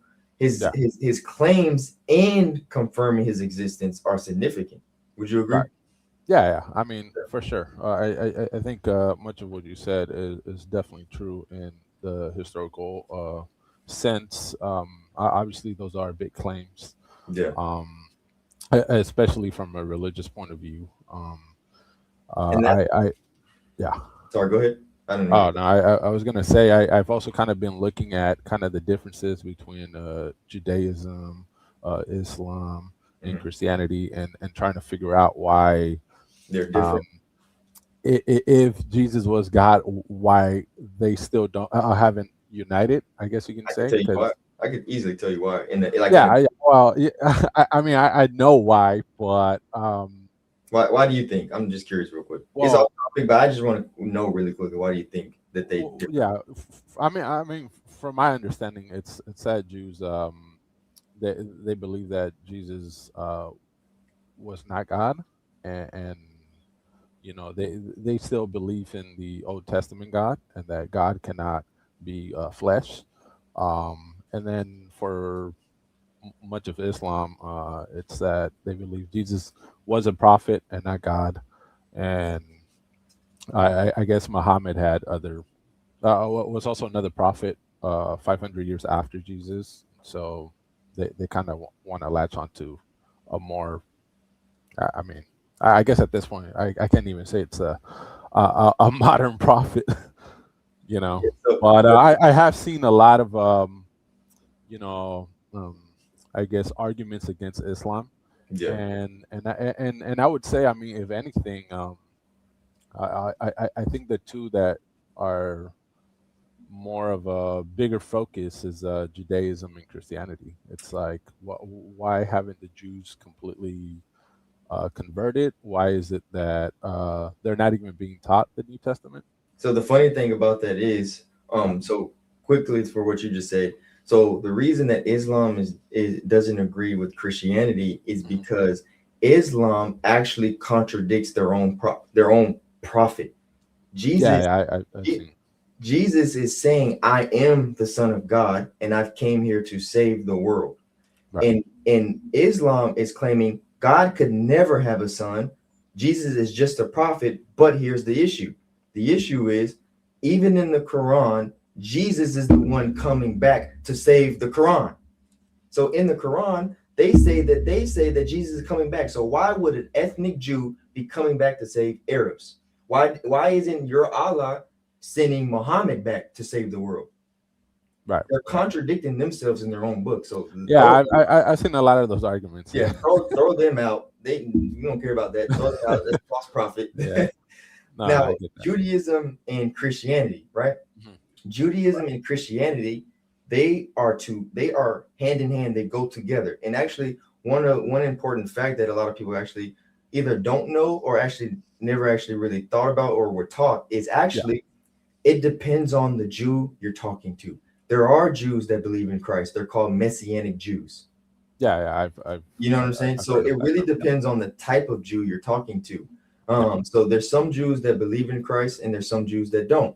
Yeah. And the problem is they reject Jesus because they think he was blasphemy. But if you go back to the Old Testament, that's the same God in the New Testament. And how do we know? Because the Old Testament clearly states that there is a Messiah, there is a son of man who's going to come down on the clouds, and he has the authority of the Ancient of Days, which the Ancient of Days is always been identified as Yahweh, God himself. So you have a son of man coming down on the clouds of heaven who resembles a human being in the Old Testament. He's in Jeremiah, he's in Isaiah, and he's in Daniel. Yeah. So the Old Testament is telling them that there's going to be a man that comes down who resembles the Son of Man, meaning looking like a human, who comes down on the clouds of heaven, who's going to have the authority of Ancient of Days. And they're rejecting their own book. So the reason that they're confused is because they don't even want to accept what their own God told them since the beginning of time. Which Yeah. even in the New Testament, it actually even tells you this, that God is he's actually partially hardened the hearts of Israel. And the reason is because guess what? If the Jews themselves actually did accept Jesus, you will have the issue that you have today, because God wasn't just coming to save the Israelites or Israel. He was coming to save the world. And the Israel believed that they were the chosen people. They believed that only them were chosen for God, right? Right. Only them. But Yeah. Jesus said, no, it's for everybody. So God partially hardened the hearts of some of the Jews. The reason is because if the Jews who thought that they were the chosen ones accepted Jesus, guess what they would have never done? They would have never split in half, and some of the Jews left to spread the gospel to the world. Right. So if they would have kept the gospel to themselves and said, this gospel is for us, we don't care about the world, they would have never given me and you the opportunity to hear the gospel of Jesus. So it even tells us God partially hardened some of the Jews' hearts in order for his will to be fulfilled, for Jesus' gospel to be spread across the world, because they didn't want the Gentiles to get the good news. So he allowed this to happen so that way the whole world could hear his news. Yeah. I mean, I will say this. The idea behind the concept of God, obviously, is an appealing idea. Mhm. I think that there are a lot of comforts that that concept provides for people. And I'm not necessarily against what religion can do and does for people. I'm not really against that. Mm-hmm. For me, it's just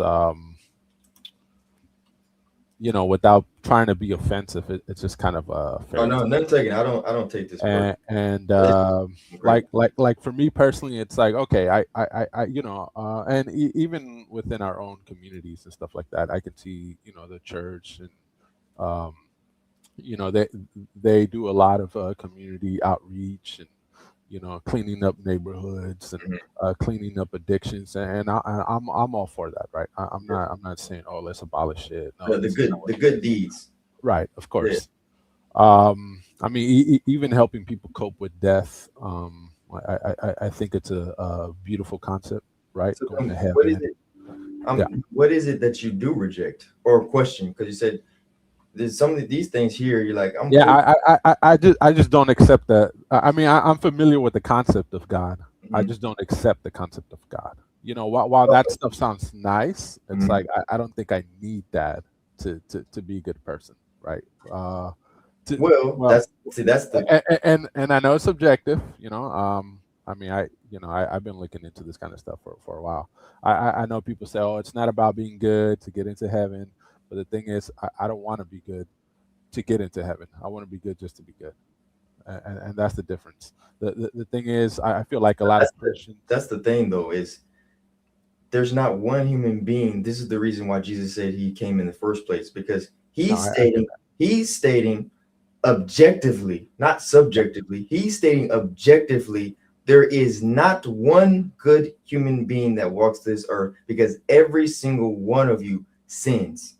Every single one of you sins, and because of this, I'm not a Right, God of destruction. I'm a God of compromise. I'm a right. God of reconcile. I'm a sovereign God. So I'm Yeah. coming here. I do not want to destroy you. I want to save you. In order for me to save No, you, I get that. I have to, I have to take on the burden of that sin. So there's not one human being, myself included. There's not Yeah, one human being who's actually a good person, yeah, objective, yeah. objective. And I mean, yeah, I mean, yeah, of course. I mean, the concept of sin, the concept of being bad and doing evil things and lying or being deceptive or whatever. I mean, we're all kind of guilty of that, right? I mean, Yeah. not everything Yeah. that's outlined we're going to be guilty of.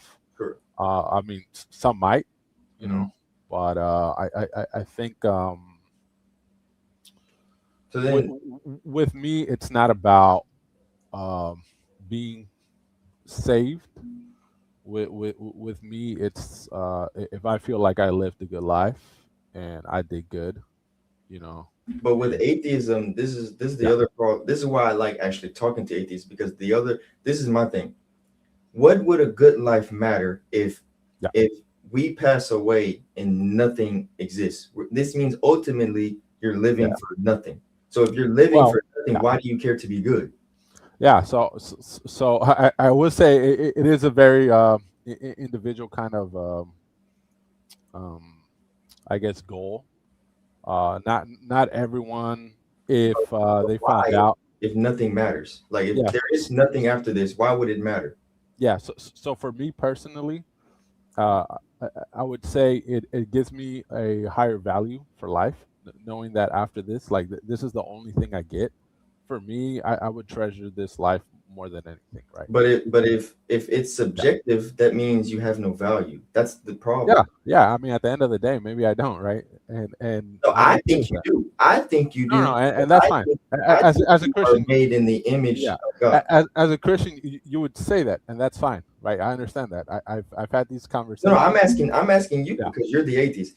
yeah. How can you substantiate that you have a sense of value, which is why you do the good that you do? You said because it's building a sense of value for me. This is why I do these things. I'm saying, how could you have a sense of value as an atheist if none of this stuff matters anyway?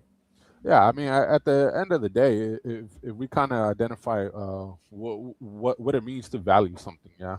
I mean, money might hold value, but in certain economies, like Venezuela, for example, money doesn't mean anything. People are wiping their butts with money, right? And so like their currency doesn't mean anything. Yeah, And so again, you could say, well, what's the point of being rich in Venezuela if the money don't mean nothing, right? And okay, that's I true. get it, That's but actually in the U.S., if you're rich in that currency, then then you're well off, right? no. And If you're rich in the U.S., all you are just rich. It has nothing to do with because when you die, you're oh not rich well, anymore. You're just dead. no, I mean I get You that, know what I'm saying? but So yeah, what Jesus is stating is every single thing on this earth is going to perish, but your soul is going to live forever. And he's trying to make you rich in soul, not no, rich I get that. with anything else. You see what I'm Yeah, saying? I mean the concept of what you just stated, Mhm. um, I think is a type of concept that would appeal mostly to poor people, the majority. I mean, obviously, I'm poor as well. But I then mean, why are there rich Christians then? I mean, the thing is, Christianity also tends to, or not just Christianity, but just religion in general.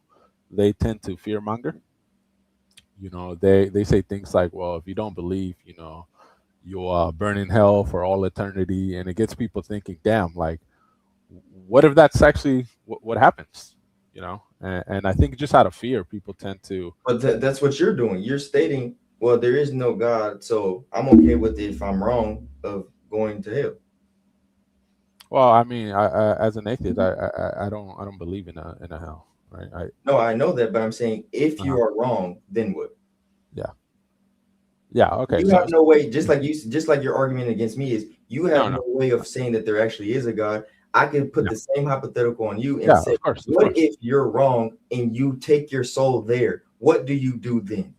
yeah. So okay, so I would say, because obviously that's the common theme that I hear a lot is that well, there's no risk in Christians believing because if you're right, then you go to heaven, and if you're wrong, then nothing happens.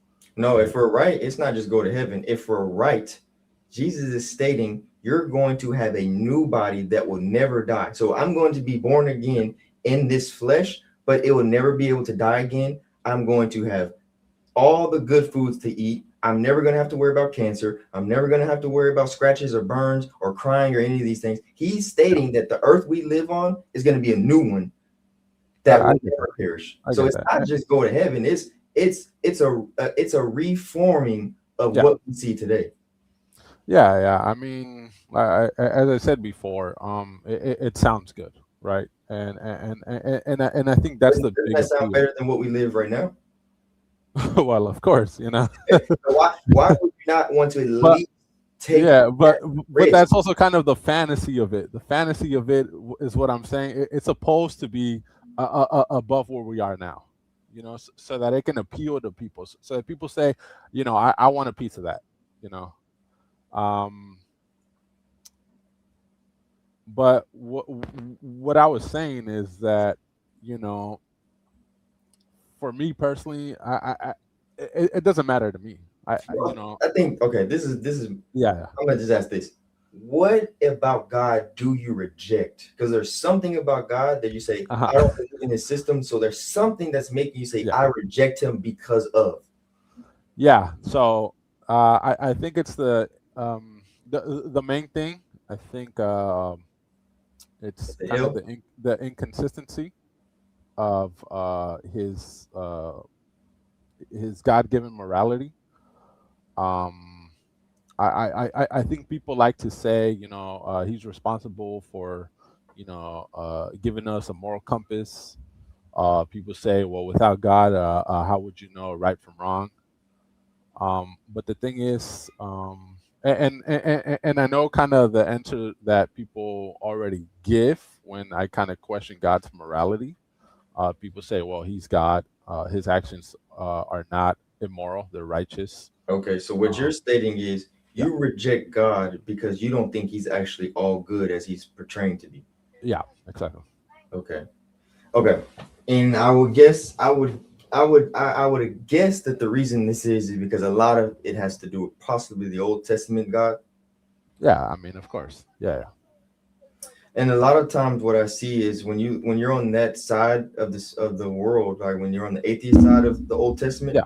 they're distorting what's actually going on. Because, okay, I'll give you an example. Look at this. I'm gonna show you this because I want you to get a concept of what I'm about to explain. Look. Yeah. So Psalm 53:1 right here says, "The wicked fool says in his heart, there is no God," right? But if I were to take this part out right here and then just give you this part right here of the verse and say, there is no God, you wouldn't get the context that he's saying the fool says that there is no God, not that the Bible says that there is no God.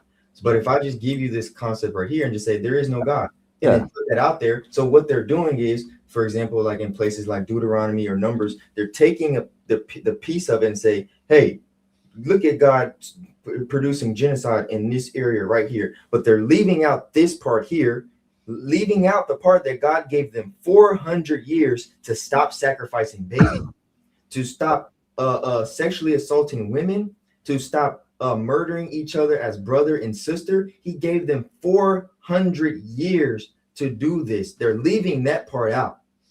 No, I mean, I get kind of what you're saying. I think a lot of would it be moral for you, right? Would you say you're a just person if someone was to harm? I don't know if you have kids, but if you have kids, if someone was to harm your child or harm your woman, right? And then you put justice into them, and would you say that you were wrong for that? If I put justice into them, yeah. If someone harmed your child and then you judge them for it, right? And you judge them for it, would you call yourself unjust? Yeah, you would. Why? Yeah, I don't think it's up to me to judge. I think we have systems. So you will let them harm your child? Well, if they've already been harmed, then I can't prevent that. Oh, now, if I can prevent them from being harmed, then yeah, I would try to step in, right? That's where we differ. The problem is, if someone were to harm my child, I would try to bring justice to them. And that's fine, but because it's the consequences of our law. No, but it's absolutely wrong. Oh yeah, I mean, I'm not saying it's right. Of course you would want to. Of course I would want to too. But I think I would be smart enough to say, well, I'm gonna let the law handle it. But then that means if I step in, you wouldn't do it, but you would let someone else do the justice. Well, that's why we have law. So then someone is still putting justice there. Would you call the law injustice for doing that? Yeah, it can be. It can. No. If someone actually we have confirmation that they harmed your child, and the police said we're doing this to him because they did this to your child, would you say the law was unjust? In that instance, no, it's just. Exactly. This is what God is stating. God is stating, I love all of my children. And if someone harms my children, and in the instance of those cases of like the genocide that they want to use in the Bible, these people were sacrificing babies. And God said, stop doing it. And he gave them 400 years to stop doing it. And he said, you know what? You're not getting it. Now I have to bring judgment upon you. He's not unjust. He's just because he promised those babies who are now in heaven with him, I'm going to get justice for what they did for you because I claimed I loved you. Do you see my point? I see it, but I think you can kind of tell that that's not a good enough answer. Because you reject God, that's why. But you know the logic, the reasoning I'm using is true. You just don't want to apply it to God, because I just applied the same analogy to the law, to the police, and you said yes, but when I applied to God, you said no. No. Listen, I believe that just like the law, God can be just, but he can also be unjust, just like the law, right? I gave you instances. I said it myself. Do I think the law is always just? No. Sometimes injustice happens. Well, that's because the law is man. Sometimes they'll get stuff wrong, even if it actually didn't occur. God knows everything that occurs, so he can't be unjust because he knows the truth already. That's the difference. Yeah, I think my biggest rejections is that God is not he's not omniscient. You don't think he's omnipresent? No, not omnipresent. Omniscient, Oh, okay, meaning okay. he knows past, Yeah, he knows present, past, present, and future. future. Yeah. Yeah, that to me doesn't really make sense considering how things have kind of developed. And here's the thing, right? Here's the thing. If God was not omniscient, why would it take away from him? You know, like if we're to say, okay, you know, God created things to be a certain way, they developed, you know, or they kind of turned out to be another way, and now he's trying to, you know, fix things. And people say, oh no, you know, that's not what he's doing. You know, this was already planned out before his creation. He knows exactly how things are going to turn out. So in the Yeah. Bible, did you see him trying to fix things, or did you just Oh see yeah. him? Oh yeah. No, no. Right from the beginning. Right from the beginning. In the Bible, when these things occurred, it tells you this happened and God did this. God did this. God did this. It never shows you God scrambling and trying to pick up the pieces. Never. Never, ever, ever. It kind of did though. It It kind of does. did though. It did though. Especially Old Testament did. And I mean that's the whole reason for Jesus, right? He's trying to fix stuff. He's trying to fix stuff. No, what he's trying to get people to see is they will never go to paradise without him. That's what he's trying to get people to see. Fix their hearts, because everyone's hearts are corrupt. He's stating that the people who are living on this earth, all of you are corrupted, and you're misusing the good that I gave you. I gave you hands not to hurt your mother, not to hurt your sister. I gave you hands so you can garden and feed your family, not to abuse your wife. Yeah. That's why I gave you hands. Yeah, And he's correcting things like this. but you say he's correcting things. He's correcting what humans are corrupting, not God. You are trying to make it seem like God is corrupting things. No, humans are corrupting things. No. That's not what I said. Yeah, What I said God, is he's yeah, trying God to will fix do things. something, and God will do something, and He will try to fix it. Meaning, God makes an action, and He's trying to fix it. No, humans are committing actions, and God is coming to correct the humans. Right, but he's correcting the act of correcting, Humans, not which is his creation. God is not. God is not correcting Himself. He's correcting humans. But he's correcting his creation. What does that mean? I mean, you know, I'm gonna say it like this. Because you're saying God is the corrupt person. Is it God corrupt or is humans? I mean, humans can be corrupt. That's fine, right? Well, I'm saying if God is coming to correct something that humans that are corrupt, that doesn't mean God is corrupt just because a human is corrupt. No, I mean that's not even what I said either.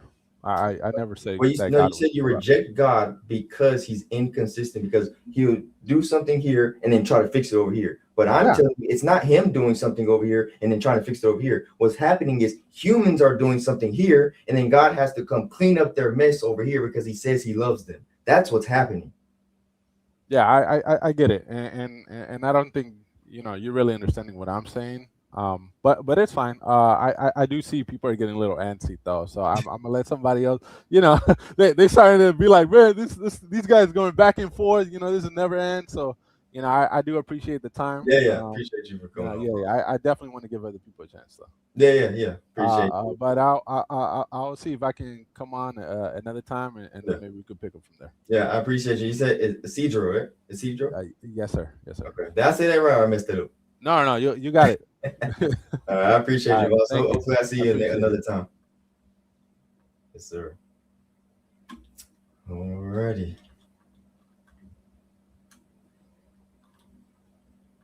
All right, y'all. I've been on here for 2 hours. I gotta go eat dinner. My wife cooked some dinner. My kids getting ready to go to bed soon, so I'm gonna eat dinner with my kids and my wife. And I see Legendary here, and I see Jay. If you guys come back next time, I promise you, I'm gonna bring you two guys up to talk to you guys next time. But I have to go eat dinner.